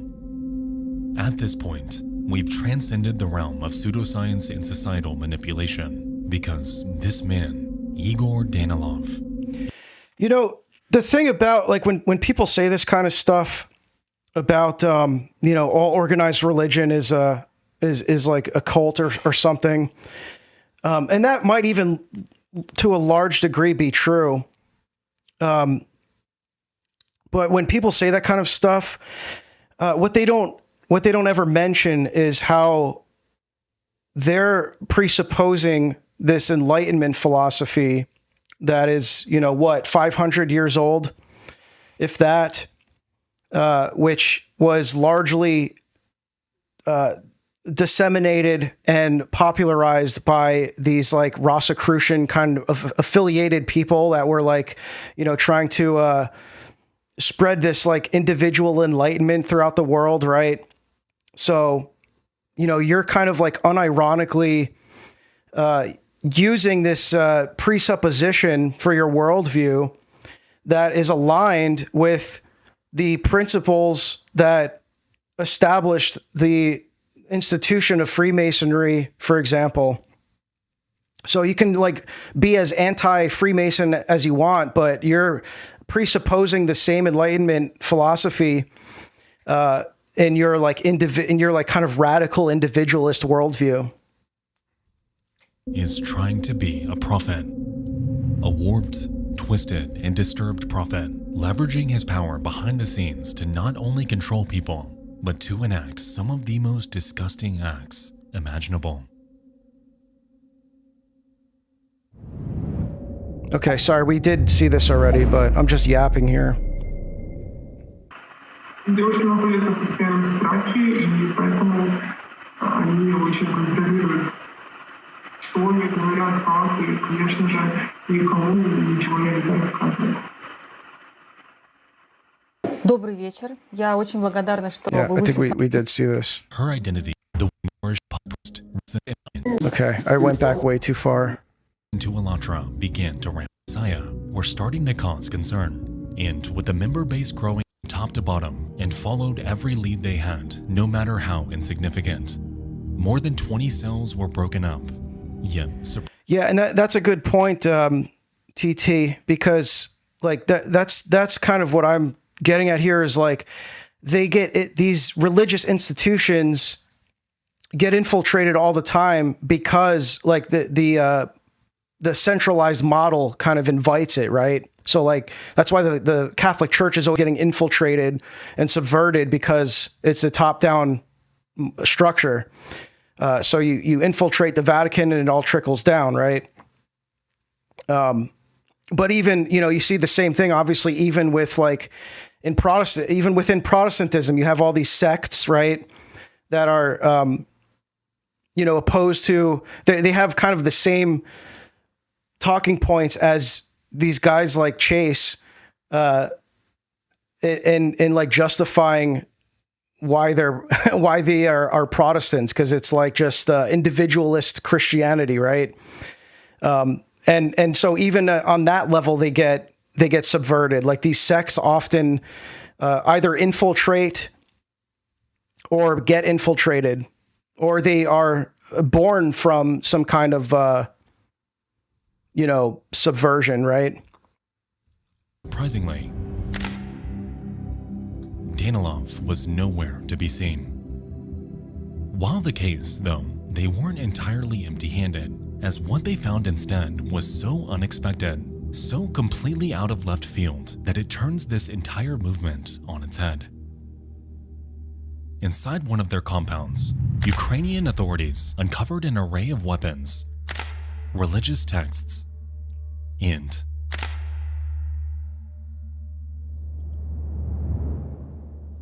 a myriad of blurred red objects. Interesting. Well, good thing there's a video. What is the hat that they blurred? I don't understand. Like, what else would that be? Why'd they blur a red hat?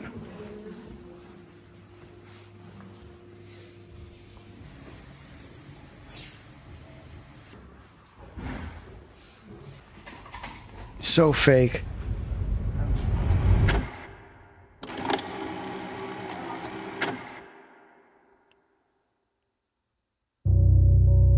Yeah, everything was just organically placed there.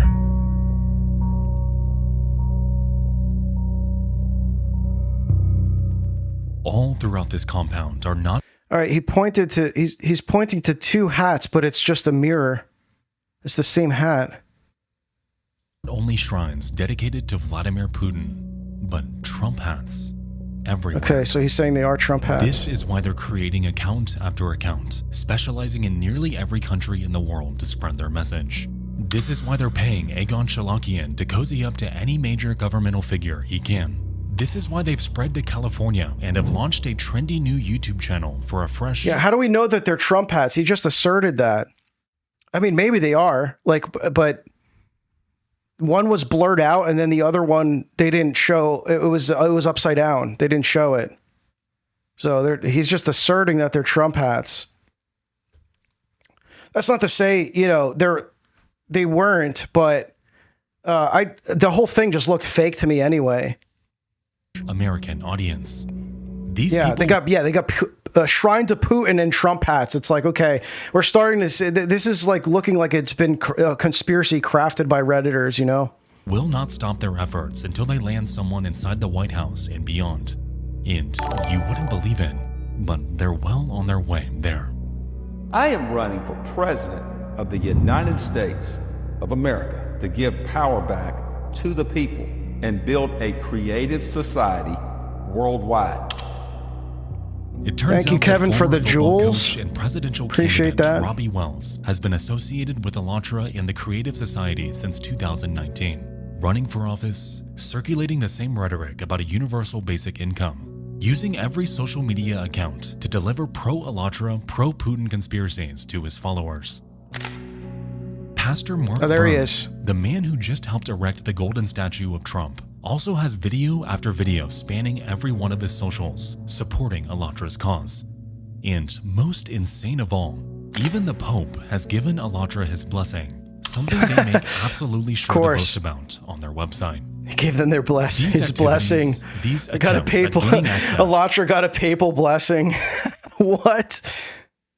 Does the Pope just like bless whoever? Like, is there any vetting in like who gets a blessing like that? Like, can you just walk up to him and be like, "Do I have your blessing, Papa?"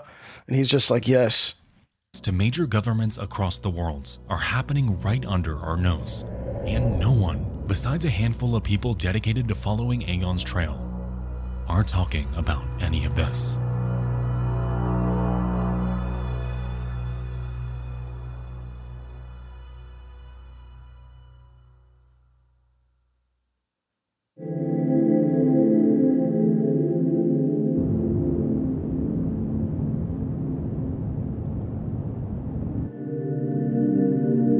Yeah, you just show up in line.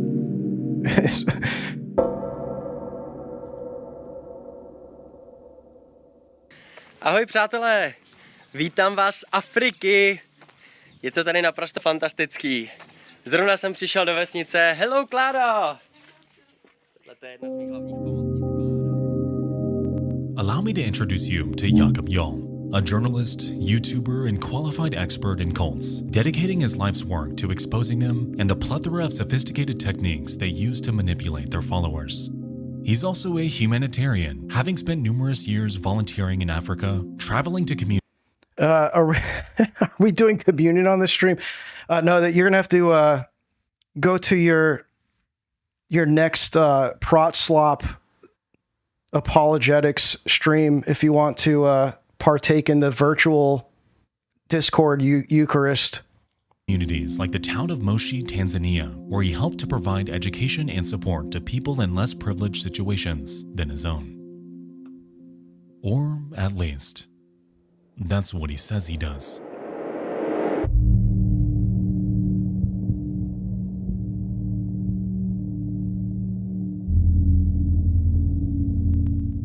Scattered across YouTube are numerous near-identical documentaries that provide a much like a more PDF sinister file. look into Jakob's supposed activities in Tanzania. Okay, this Satanist in Africa, from charity to child abuse. More AI the slop. victims told the truth. Why is Jakob Jall still free? These productions Yeah, span Yakub. hours and appear His to name be is literally Yakub. That's actually his name, Yakub. We've come full circle. We've got Yakub is in the mix now too. Creating it's a reverse Yakub. He's a white man creating African children. Be entirely legitimate documentaries. They're presented by verifiable hosts who have taken to the streets of Moshi to interview locals who'd like to expose the truth. That Jakob Jall is a liar, a deviant, and that he secretly and covertly conducted an undercover operation to abuse and brainwash children in Africa. This case is so disturbing, so Yakub Jall. repulsive, that all over TikTok to this day are Yakub hundreds Jall. upon hundreds of videos spreading the word about this monster that has seemingly been hiding under the radar for years. This horrible human being who abused kids in Tanzania. His name is Jakob Jall. He is from Czech Republic. He came to Tanzania. Just take a look what this predator, Jakob Jall, who raped African kids, This is so weird. is saying. Jakob Jall raised thousands of euros, claiming it was to help children in Tanzania. And then he used Are this these money AI to too? brutally Are these like abuse them. real people? Who are they? Look at the engagements, 93 likes, 3 comments. I mean, these are like, what's her name? Ollie Climate Girl? Caddy Creative? These are TikTok wine mom conspiratards. Like, what is this? Rebuke all evil in the name of Jesus Christ. He should be sent to Tanzania. Locals are waiting to greet him. This is so weird. Is saying Jakub Jachel raised thousands of euros, claiming it was to help children in Tanzania, and then he used this money to brutally abuse them.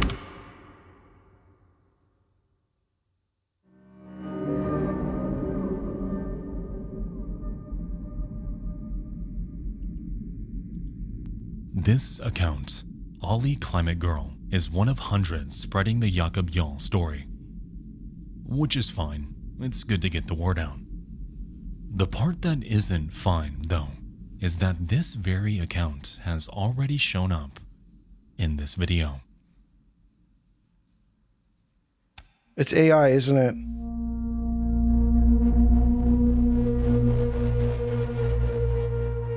Pfft. AllatRa NYC. Not even hiding it. Hang on.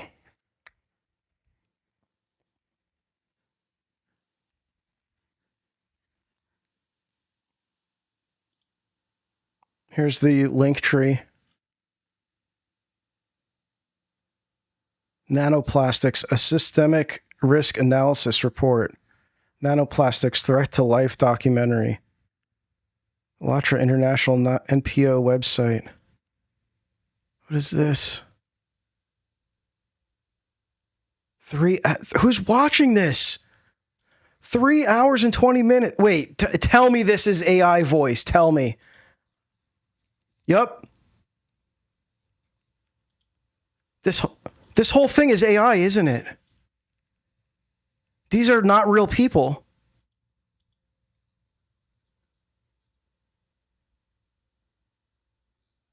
It's all slop. We have AI slop cults now.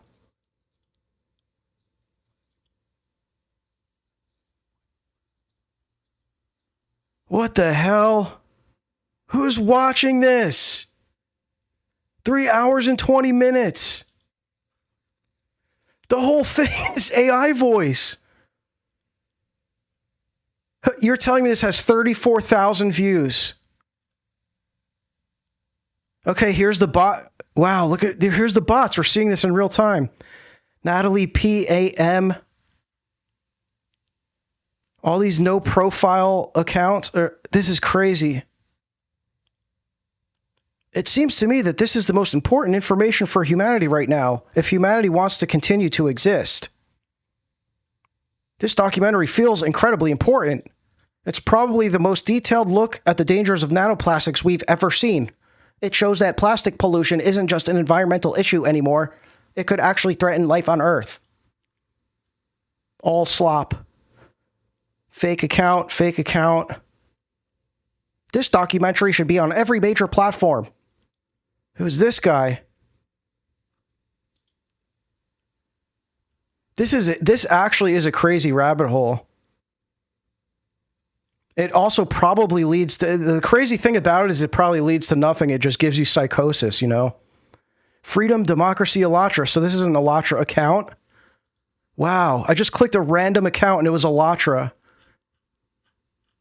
What the hell?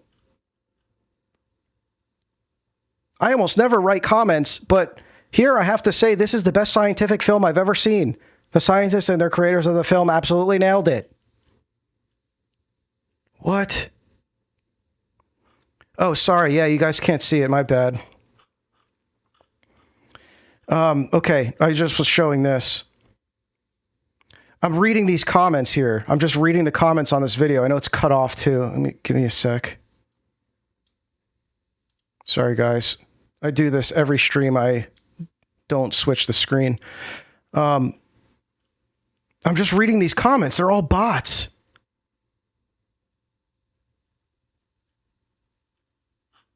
Like this video. To destroy our entire biospheres, including the humankind 3 times over. These aren't real people in this video. That energy comes from mitochondria, which provides the ATP required so for sperm. This is a 3 hour and 20 minute long video of AI voice and AI generated people. Which is, but egg. And continue. a villa by the sea, or even a private island in the ocean. They're now slowly turning into exclusion zones. Plastic particles to cling to membranes, cross biological barriers, including this guy. There's no way he's real. So this is what I was looking at. Look at all these bot accounts. I'll make this a little bigger so you can see. This is what we're seeing this in real time. This is like what he was showing on the video. I just clicked this video that was in that girl's link tree, right?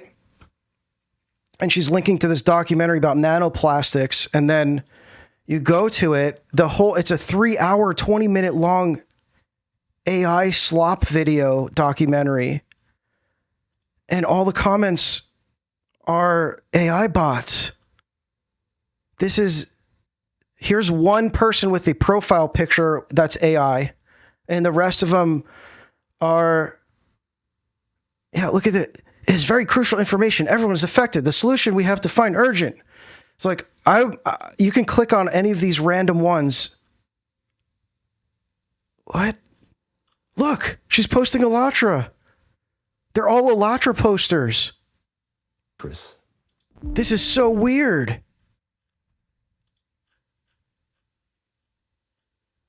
Another AI profile picture. Nice journalist. Bro's name is Nice Journalist. This film is so eye-opening and honestly terrifying, but so necessary. Thank you for explaining the real danger of micro and nanoplastics in such a clear way. More people need to see this and understand that this is not somewhere far away. There's the M dash. It is already inside of all of us and our children. This needs to be public worldwide information. They're all saying the same thing. And so you can click on any of these and it's AllatRa. This guy, Freedom Democracy, AllatRa, posting AllatRa videos. Like this is, whatever this is, it's a real thing that's happening. Like there's a lot of effort being put into this. You can at least deduce that. Hopefully it'll be dubbed into Bulgarian soon. The scientific film has absolutely shocked me. We must do everything possible to ensure that this information reaches science. Like, listen to what the comments are saying. There's all this urgency, right? They're all acting like this is super urgent. I'm eagerly looking forward to watching this 3.5-hour masterpiece. It's AI slop. What are you talking about? So here's this guy again. He commented twice. Crazy. 34,000 views on this. There's no way, guys. There's no way 34,000 people watched a 3.5-hour AI slopumentary.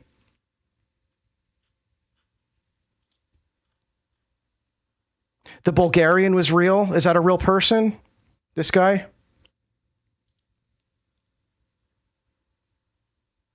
Bet you he's not. Maybe he's a real person, but oh, this is so weird. They all have videos on their channel. No, this is AllatRa too. Look, there he is. They're all AllatRa accounts. There's the guy. There's the guy in the documentary. The Chinese guy. What the hell?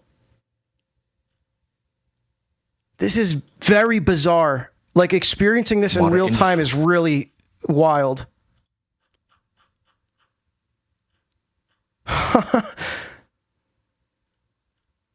I'm so shocked. 17 likes. I'm so shocked. It is truly shocking to see how much micro and nanoplastics are already affecting our bodies and the planet. We really need to do more people to understand this. The new silent pandemic. It's microplastics. Wow. This is so wild. Another one just saying that he's waiting for a translation.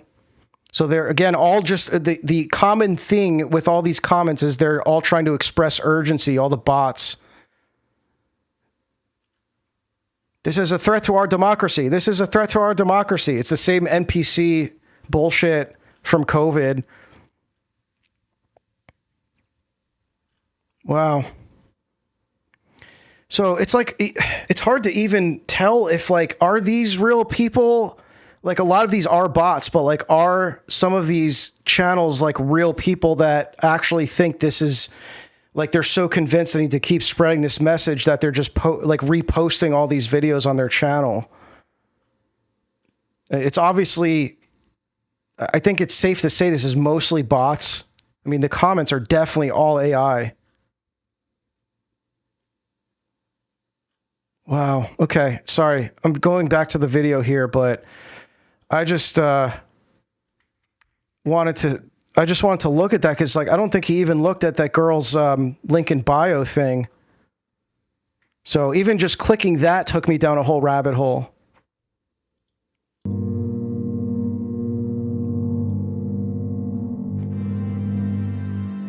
Jakob Jarl never did any of this. The documentaries, completely fabricated. The endless support of them, entirely manufactured. Every bit of information we've learned about Jakob up to this point has been nothing but what AllatRa wants us the left-wing QAnon. Yeah. Because just a few years ago, Jakob did something to absolutely enrage literally, them. that's literally what it is. It's just left-wing, it's leftoid QAnon. In 2023, Jakob Jarl was one of a number of Czech journalists working to expose AllatRa's activities. Turns out that he was instrumental in locating one of Igor Danilov's hideouts, and because of his meddling, he's now facing a coordinated smear campaign, essentially painting him as the devil. Unfortunately, it's difficult to parse who exactly is connected to AllatRa and who isn't when it comes to their comment sections. They've amassed hundreds of them across their various uploads, Yeah, and the we overall literally just saw ranges that. from unapologetic support to cautious skepticism. From what it seems, this massive psyop they're pushing is working in some capacity, as it's even caused the Czech government themselves to step in and investigate Jakob for these claims. So this is what's kind of wild about this is that, like, even if this is all fake and gay, you do have governments getting involved in this. So you have the Ukrainian Orthodox Church, the Russian Orthodox Church, and various governments that this is, impacting, that are getting involved in this conspiracy. So that's, I think, the tie to reality there. And that's not to say that's all, like, it's like, dude, this is just wild. I mean, I'm not even saying like, I don't think that the Russian Orthodox Church is like in on this, and I actually don't know. I think they're probably just saying statements about it because it is very widespread there. But the fact that there's government ties to this shows that there's definitely like a legit kind of tie to some kind of authority, that's just, yeah, I'm just like kind of processing this as I'm seeing it. But again, it doesn't mean it's still not fake. It took years before he was exonerated, and while today he's thankful for it, the mental toll it took on him, combined with the internet's collective outrage about him doing things he never would have even imagined doing, all of it had unfortunately put him in an extremely dark place.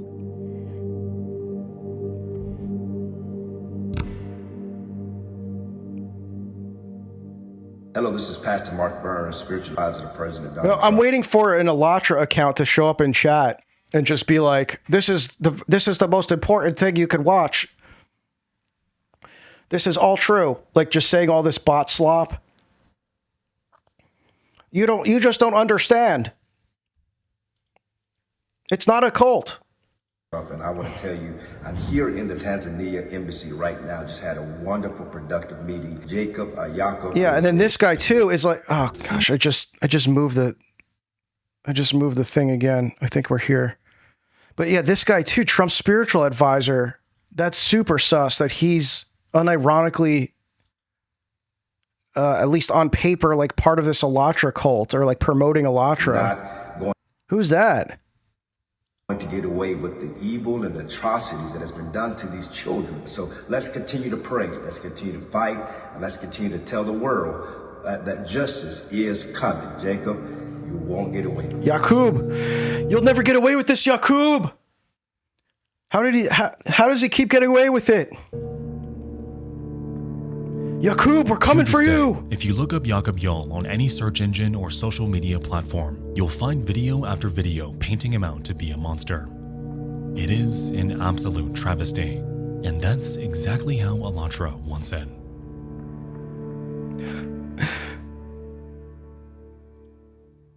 I am AllatRa Trod. You will go no It's further. interesting. I don't know if you know, but this summer holidays, Allat-Ra is again visiting Tanzania. They're going there with like 20 volunteers for 2 weeks.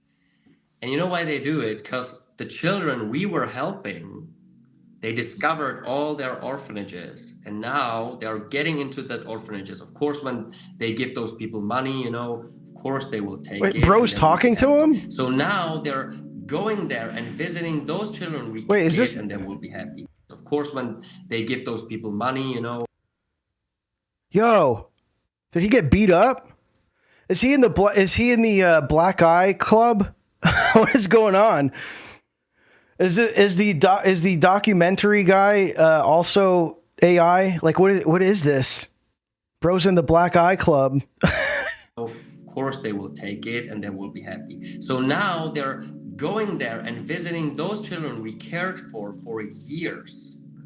And they're visiting them and they will try turning them into this AllatRa member in the future. You know, they have like this whole campaign, and that's the real torture thing, right. You know, because they can't hurt me with lies when I know it's a lie, you know, but they can hurt me with those children we helped them medically, we put them in school, and now they go there, you know, now they made all those people crazy, you know, they're spreading those things, so I can't visit Tanzania anymore. So I can never visit them again, the children, nor any of the volunteers. We like traveled there with a bunch of people for years. I don't trust any of these people. Of them. No one can visit them anymore, and all of those children are getting indoctrinated into AllatRa cult now. Now that you're saying that, I had never considered that as one of the negative effects that AllatRa has had on people. That I will say is probably one of the most grim out of everything, and I never knew that, so thank you for bringing that up, because I want more people to know about this. Yeah, so that's like the real thing that's hurting me. That's the only thing I can't like be laughing about. But the other things that so they will kill me somewhere, you know, that's like something I can laugh about, because I don't care so much anymore when I know that it's much more important to fight against them. But this is something that hurts me, and I also feel guilty, because if I would not visit those children and would not investigate they always involve, like, this is why I don't trust these guys. Like, it always involves, like, it's such a classic thing for scamming to like involve African children. Like, I don't know, there's something about, you know, well, this is like he's a humanitarian, he's, you know, working with these African children, he just cares about the kids. Like, I don't trust that. I'm sorry. That's just like a classic marker of there's some kind of scam activity going on. They would not be indoctrinated by this crazy cult that's now targeting them. He's just Yakub, man. He's just, you know, he's the white Yakub. He's creating new African children to care for.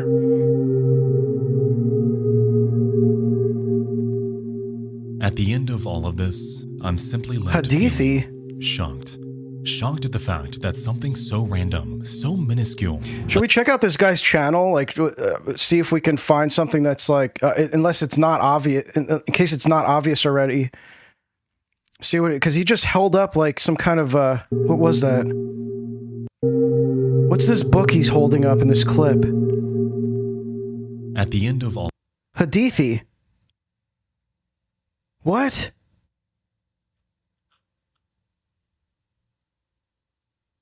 What's this guy's name? Yakub Jarl?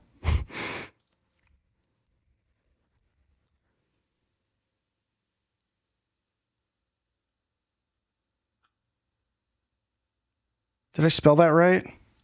Isn't that literally his name, Yakub Jarl?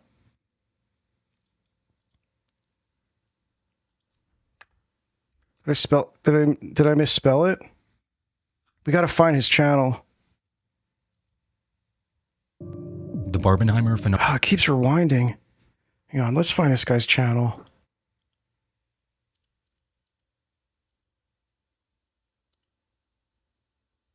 Okay. Oh, maybe.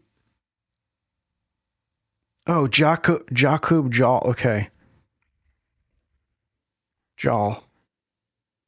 Here he is. Cults and religions. 500 subscribers. What?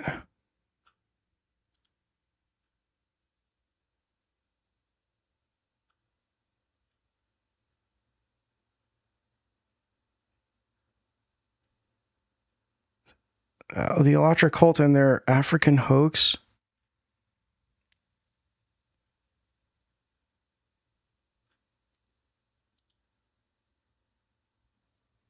I wonder if you ever thought this when you go to Loving Hut.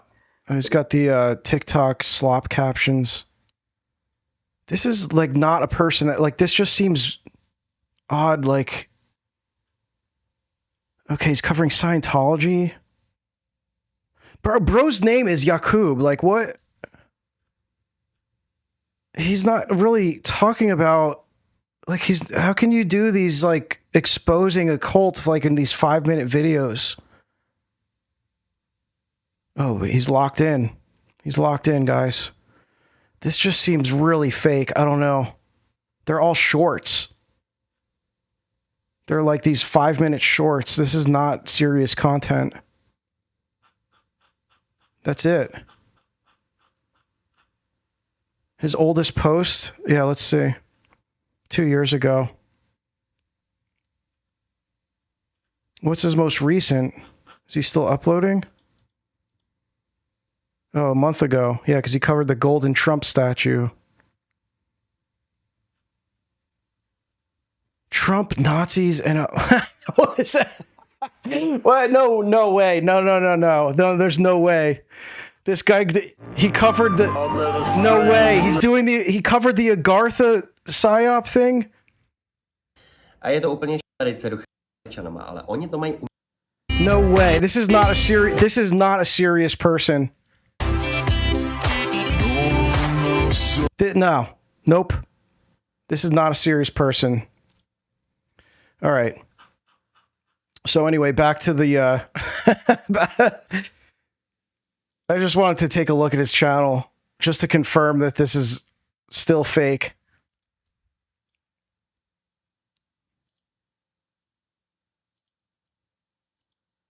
All right, so I think we're here.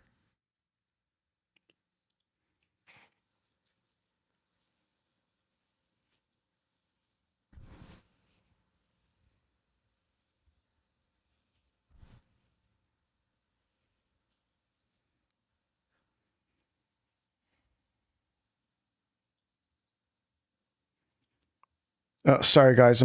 Once again, I wasn't sharing the right tab. My bad.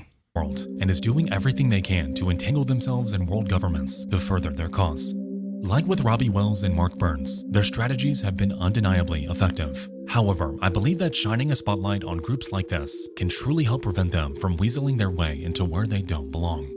What they've unleashed upon Jakub Jal and the handful of other journalists that have exposed them is cruel and inhumane, and it reveals to me just how effective the internet can be at swaying public opinion. If you had never watched this video and had randomly stumbled upon Jakub's story, I wouldn't fault you for believing everything that AllatRa has been peddling. I wouldn't fault you for believing their climate disaster reports, considering the changes our planet's seen in the past few decades. And I wouldn't fault you for giving these people credibility, given the seemingly endless images and videos depicting them with powerful figures. While Igor Danilov, which we know at least one of those are fake, right? Remember they unironically used a NASA astronaut in one of the photos with Egon Cholakian, right? Remains at large. His group continues to operate in capacities that I still don't fully understand. Who knows how many women are still under his grasp, worshipping him as something he isn't, coerced into satisfying him whenever he demands it, and being tormented into an agonizing silence. I can only hope that someday they wake up and realize how fraudulent everything about AllatRa truly is. Mark Burns needs a deep dive, yeah, for sure. Trump's spiritual advisor, yeah. Who's getting involved in all this and is a member of AllatRa. I know that, again, Nick Hinton covered this a little bit, but I don't know that he went further than what's in this video.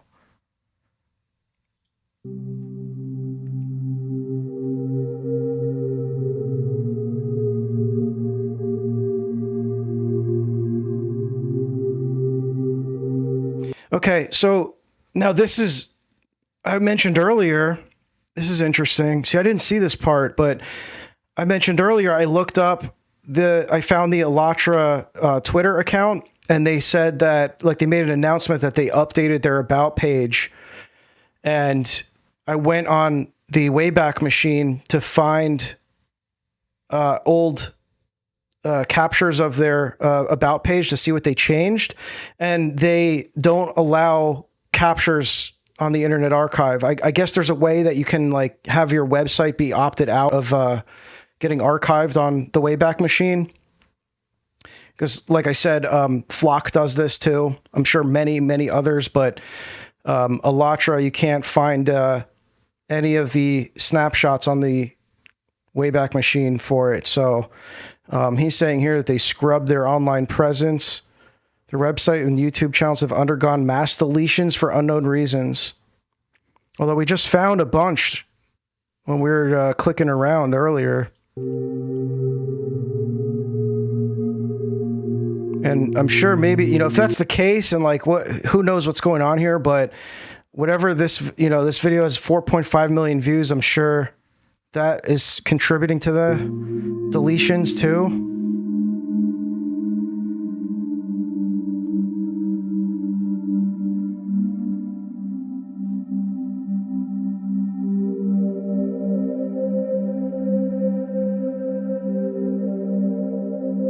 What is this?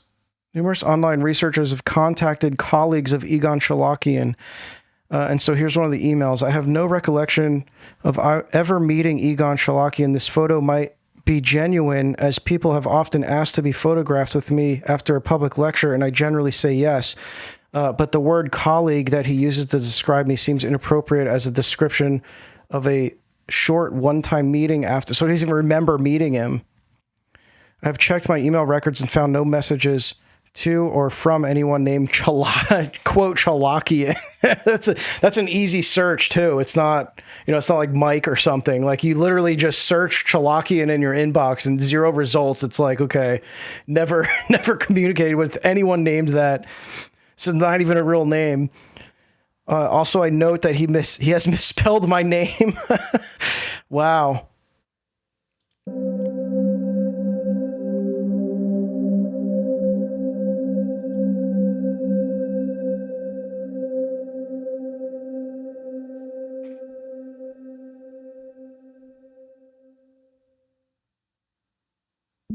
So I think that's it. Credits. Women who are daughters of couples who are already members.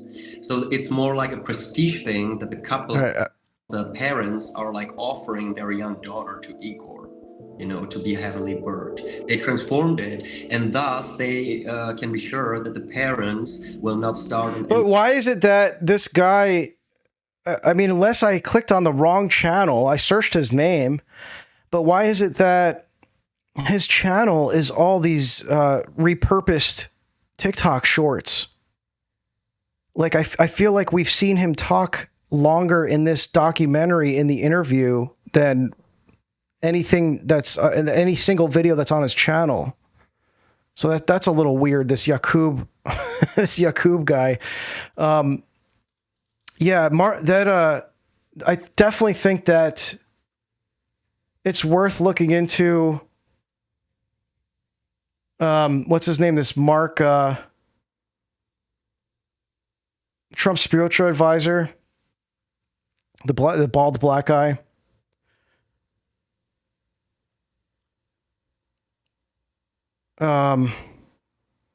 Egon is the first human being to put his brain into a computer. Egon, yeah. Yeah, let me see if there's anything on this. I can't remember his name. Mark something. Mark Burns.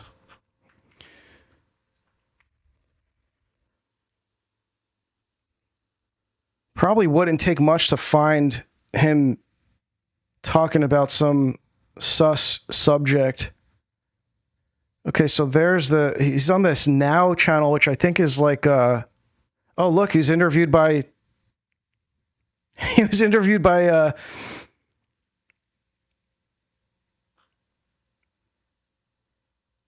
Jesse Lee Peterson. What? This is Jamal Bryant podcast. Okay, so he's talking about racism. I mean, nothing like really sus here.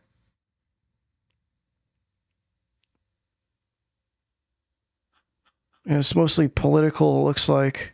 Pastor Mark Burns. This is his YouTube channel. Like, why did none of these guys have over 1,000 subscribers? Does he talk about AllatRa here? No. You got to see the JLP episode. You want to watch some clips from it? This was 3 years ago. I don't even know if, like, I don't think AllatRa was a thing that 3 years ago. So, okay, here he's saying the Holy Spirit spoke to him. Humbled to be there, and I begin to hear the Holy Spirit say, "Mark, I placed you there. Mark, I put you there." These guys always say this is just such like a classic scam, like prot scam tactic, where they just say God told them something and like no one questions it, because then it's like, oh, what are you questioning God? Belong there. And as he began to say that through the Spirit, I became confident, Brother Jesse, and this boldness that came over me, the kind of boldness that I'm still aspiring to have like you got, because you got a boldness that I don't have. That's another level. This is Trump's spiritual advisor. Think about that for a second. This guy might be worse than, what's her name? That whacked out, speaking in tongues lady. That Karen, I forget her name. This guy is probably worse. I don't know. I couldn't tell you how, but this guy is a snake. I mean, they all are, but there was a boldness that came over me, and I said, "Mr. Trump." And remember, nobody knew who I was. I wasn't famous. Yeah, Paula White. Yeah, thank you. Unknown guy. And I said, "Mr. Trump, there were several black leaders that were scheduled to come to this meeting, but many of them backed out because of this reputation that you are seemingly having that's just racist." And I said, if you do become president, what is your vision? What is your goal to bridge the gap between the black community, the Republican Party, and yourself? How are we going to make this work for all Americans, specifically to the black community? Pacifically. All right. Yeah, I don't know if we're going to find anything on YouTube here, but Trump surrogate confronted about faked biographical claims. Is this him? No way. We need a warrior. We need a champion. We need a winner. He's sweating. And that is Donald. He's the small-town preacher who's become a major surrogate for Donald Trump's campaign for president. The last thing I want to do was to draw attention away from Mr. Trump's policy. Pastor Mark Burns, a frequent cable news guest, a crowd favorite at Trump rallies, even a speaker at the Republican National Convention. Yeah, bro's built like a small circle on top of a large circle. Bro looks like a kid drew him. But before the campaign, he was virtually unknown. I think Donald Trump is a great judge of character. Isn't Donald Trump? You would think he would just choose the greatest names, but Donald Trump values character more so than popularity or name. Popularity. And I think that this guy can't even talk. Like, he can't even speak proper English, and he's Trump's spiritual advisor. Fall in that category. A popularity. Pastor Burns' Harvest Praise and Worship Center in Easley, South Carolina is a small operation. The church, just a few folding chairs, tables, and cameras for his televangelism. We're going to call that a church, really? That's just like a spare room in someone's house. Oh, but they got the curtains, though. Yeah, but we got curtains. And a pulpit. They have, like, picnic tables set up with metal chairs. And something hanging up, a word that says, it just says faith. That's a church. That's a real church. That's where the Holy Spirit is. The Holy Spirit be talking to me in there. Help us to receive the wisdom of the Lord Jesus Christ. After attending this Trump's guy's been around November for a meeting while. with black pastors in New York, Burns says former campaign manager Corey Lewandowski asked him to speak on Trump's behalf at Bob Jones University. Oh, what's this? Let's see what Crispy sent here. Give me a sec. I'm gonna. Favorite of the campaign. Sorry, one sec. Let's pull this one up. I guess it's finally time to talk about AllatRa. Who's this weirdo? Or Creative Society, as it's calling itself now in the United States. Okay. Dude, I have zero trust in anyone that's like making videos. I guess I'm making a video on it, but like these guys, there's something really weird about the fact that these are all like, okay, this is another channel that has 37 subs. It was flagged with AI on YouTube. I know you guys can't see this because it's cut off. But he's got 37 subs and it was flagged for AI. Let's just see what he says. First of all, if you look at the comments to this video, you're going to see a weird mob of people calling me an anti-cultist and saying I work for this Russian anti-cult organization called Rassiers, led by Alexander Dvorkin. Those are the members of the cult. That's what they do. So anyway, prefacing it with that to make sure everybody understands what's going on in this. I feel like this is the Spider-Man meme of everyone's pointing at each other saying that they're a part of the cult, and they all are. Probably sitting at a computer, and they're controlling 15 accounts at the same time. They just hit a button. His name on TikTok is Time for Tinfoil. And then ChatGPT will So generate another conspiracy a response grifter. to like 10 different conversations or post 10 different threads. They also use this software's ability to control multiple accounts to mass report anyone who criticizes them online. They're so embedded onto sites like Reddit and YouTube and making a big deal about how much he supports Ukraine on unofficial diplomatic visits. He also was in $750,000 worth of debt from his congressional. Make it not cut off. I think I'm showing the whole screen. That's like why I have it cropped that way. Yeah, you guys are seeing the whole like everything there is to see on the video. It's just cutting off the comments and stuff. Race.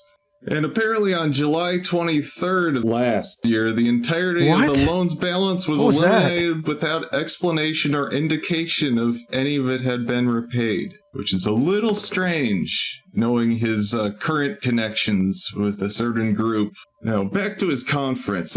His Interfaith Conference is sponsored by, let's see, the inaugural event of... These TikTok conspiracy slot. I mean, pretty much like all these TikTok accounts, like they don't know how to just make content where they're just talking without doing cuts every, 10 seconds. It drives me crazy. Like I cannot watch content like this where there's these rapid cuts in like the middle of what they're saying. Of the Universal Grain series held on the AllatRa platform. Let's get into what AllatRa is. All right. What is this account? Okay, so this is the only video on this guy's account. So make what you want with that. and a randomly generated username. What the hell? Are there comments on this? I guess it's... Okay, let's make this, let me fix this crop so you guys can see the comments. I don't even know if this is worth looking at. Sorry, I'm just doing like a kind of a live thing here on the spot. All right, let's see. Don't forget about Robbie Wells. Thank you for spreading information about this cult. Their headquarters is in my country. So these are all like... There's so many of these accounts that are just like dedicated to exposing cults, and they have like cults in the name. So we saw this exact comment on these other AllatRa videos. Where's part 2? Even though there's nothing about it being part 1. So that's a bot comment. This cult is really dangerous. In Czechia and Slovakia, we have A lot of info by journalists about this cult. Good job. This guy's got... Oh, wait, it's Yakub! This is really the wildest shit I've ever seen. Like, I cannot believe how everything just goes back to a lot. Like, this is so wild. There's Yakub. So, okay, this is his main channel.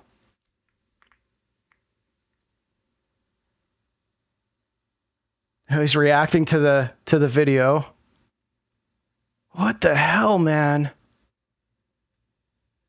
Okay, so he does have like longer videos on his channel. I guess what we saw was like a clips channel maybe. But it looks like he's only... What does he cover? What is this? I don't know. This is super weird. What is it? He's got these blasphemous images. Like, what the... Dude, this is real. This seems so demonic. Like, everything surrounding this is demonic. I guess it's finally time to talk about... So is this guy even real? Are these just like MK Ultra victims? Like, what is actually going on here? If they're real, they're MK Ultra, you know? Every plane will crash. Don't fly a plane. This is not a threat. This is the high knowledge I have. So, okay, what's this guy? Nothing. What? I guess it's fine. You can literally just click around. There's like a 9 out of 10 chance that you're going to click on a profile that is fake and gay. Or just like an AllatRa bot account. Okay, this guy looks real. What's this? Peter John Bossy. Okay, let's see this guy. 19-year-old account. What the hell? What is this?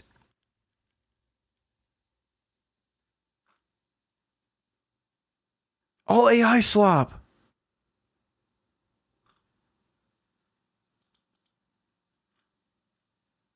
What is this? This is the weirdest. Another one covering cults. Okay, these guys are all obsessed with cults.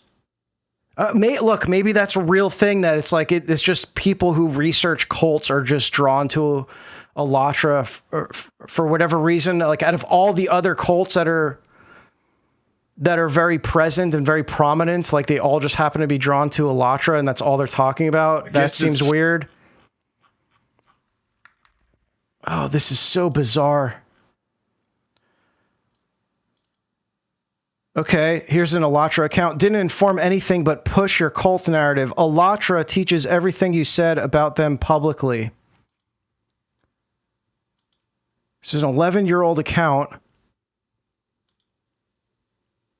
Like, it's also possible that these like older accounts are just they were bought or something, or they just like acquired them.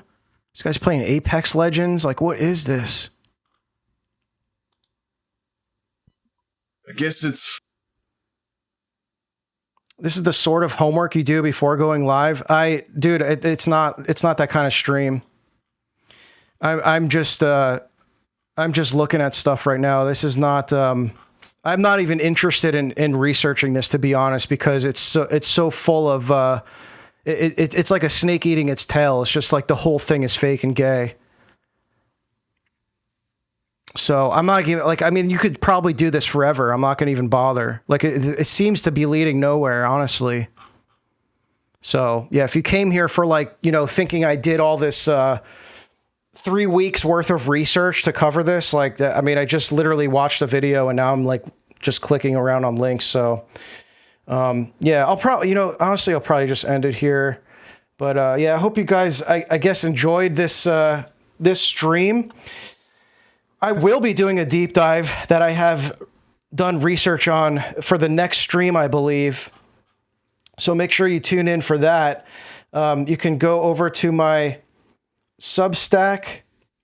Let me just pull that up. You can go over to my Substack if you want to see the actual research that I've done. Become a paid or free subscriber there. I've been kind of in my downtime just publishing over there, trying to catch up on things because I've been putting a lot of content out on YouTube, but without really... why is the screen? Hang on. Without really like kind of updating much on Substack. So I'm just trying to put some more content out there as well. But that's where you're going to get updated on, with your email whenever I release new content on here. Probably the best way to support my work is on Substack as well. $9 a month, you get access to the entire archive of my work. It's been about 3 years of research and writing and podcasts. There's a book club that you'll be able to join if you want to read with us. We're currently reading the book Laurus, which I'm excited about. I've really been enjoying this novel. So yeah, go check it out there. We're also, you can look at all the links in my description of this video. I won't go through all the links, but if you want to join our community, we're on Discord and now on the Permanet forum. If you want a little bit of a more serious and focused kind of community where we have a hopefully useful objective that we're working towards. So you can go check out that too. Totally free. It'll always remain free as long as I can keep it up. But yeah, thank you guys for everyone who supported, everyone who donated. I love you guys. I appreciate you all. We'll see you in the next one. God bless.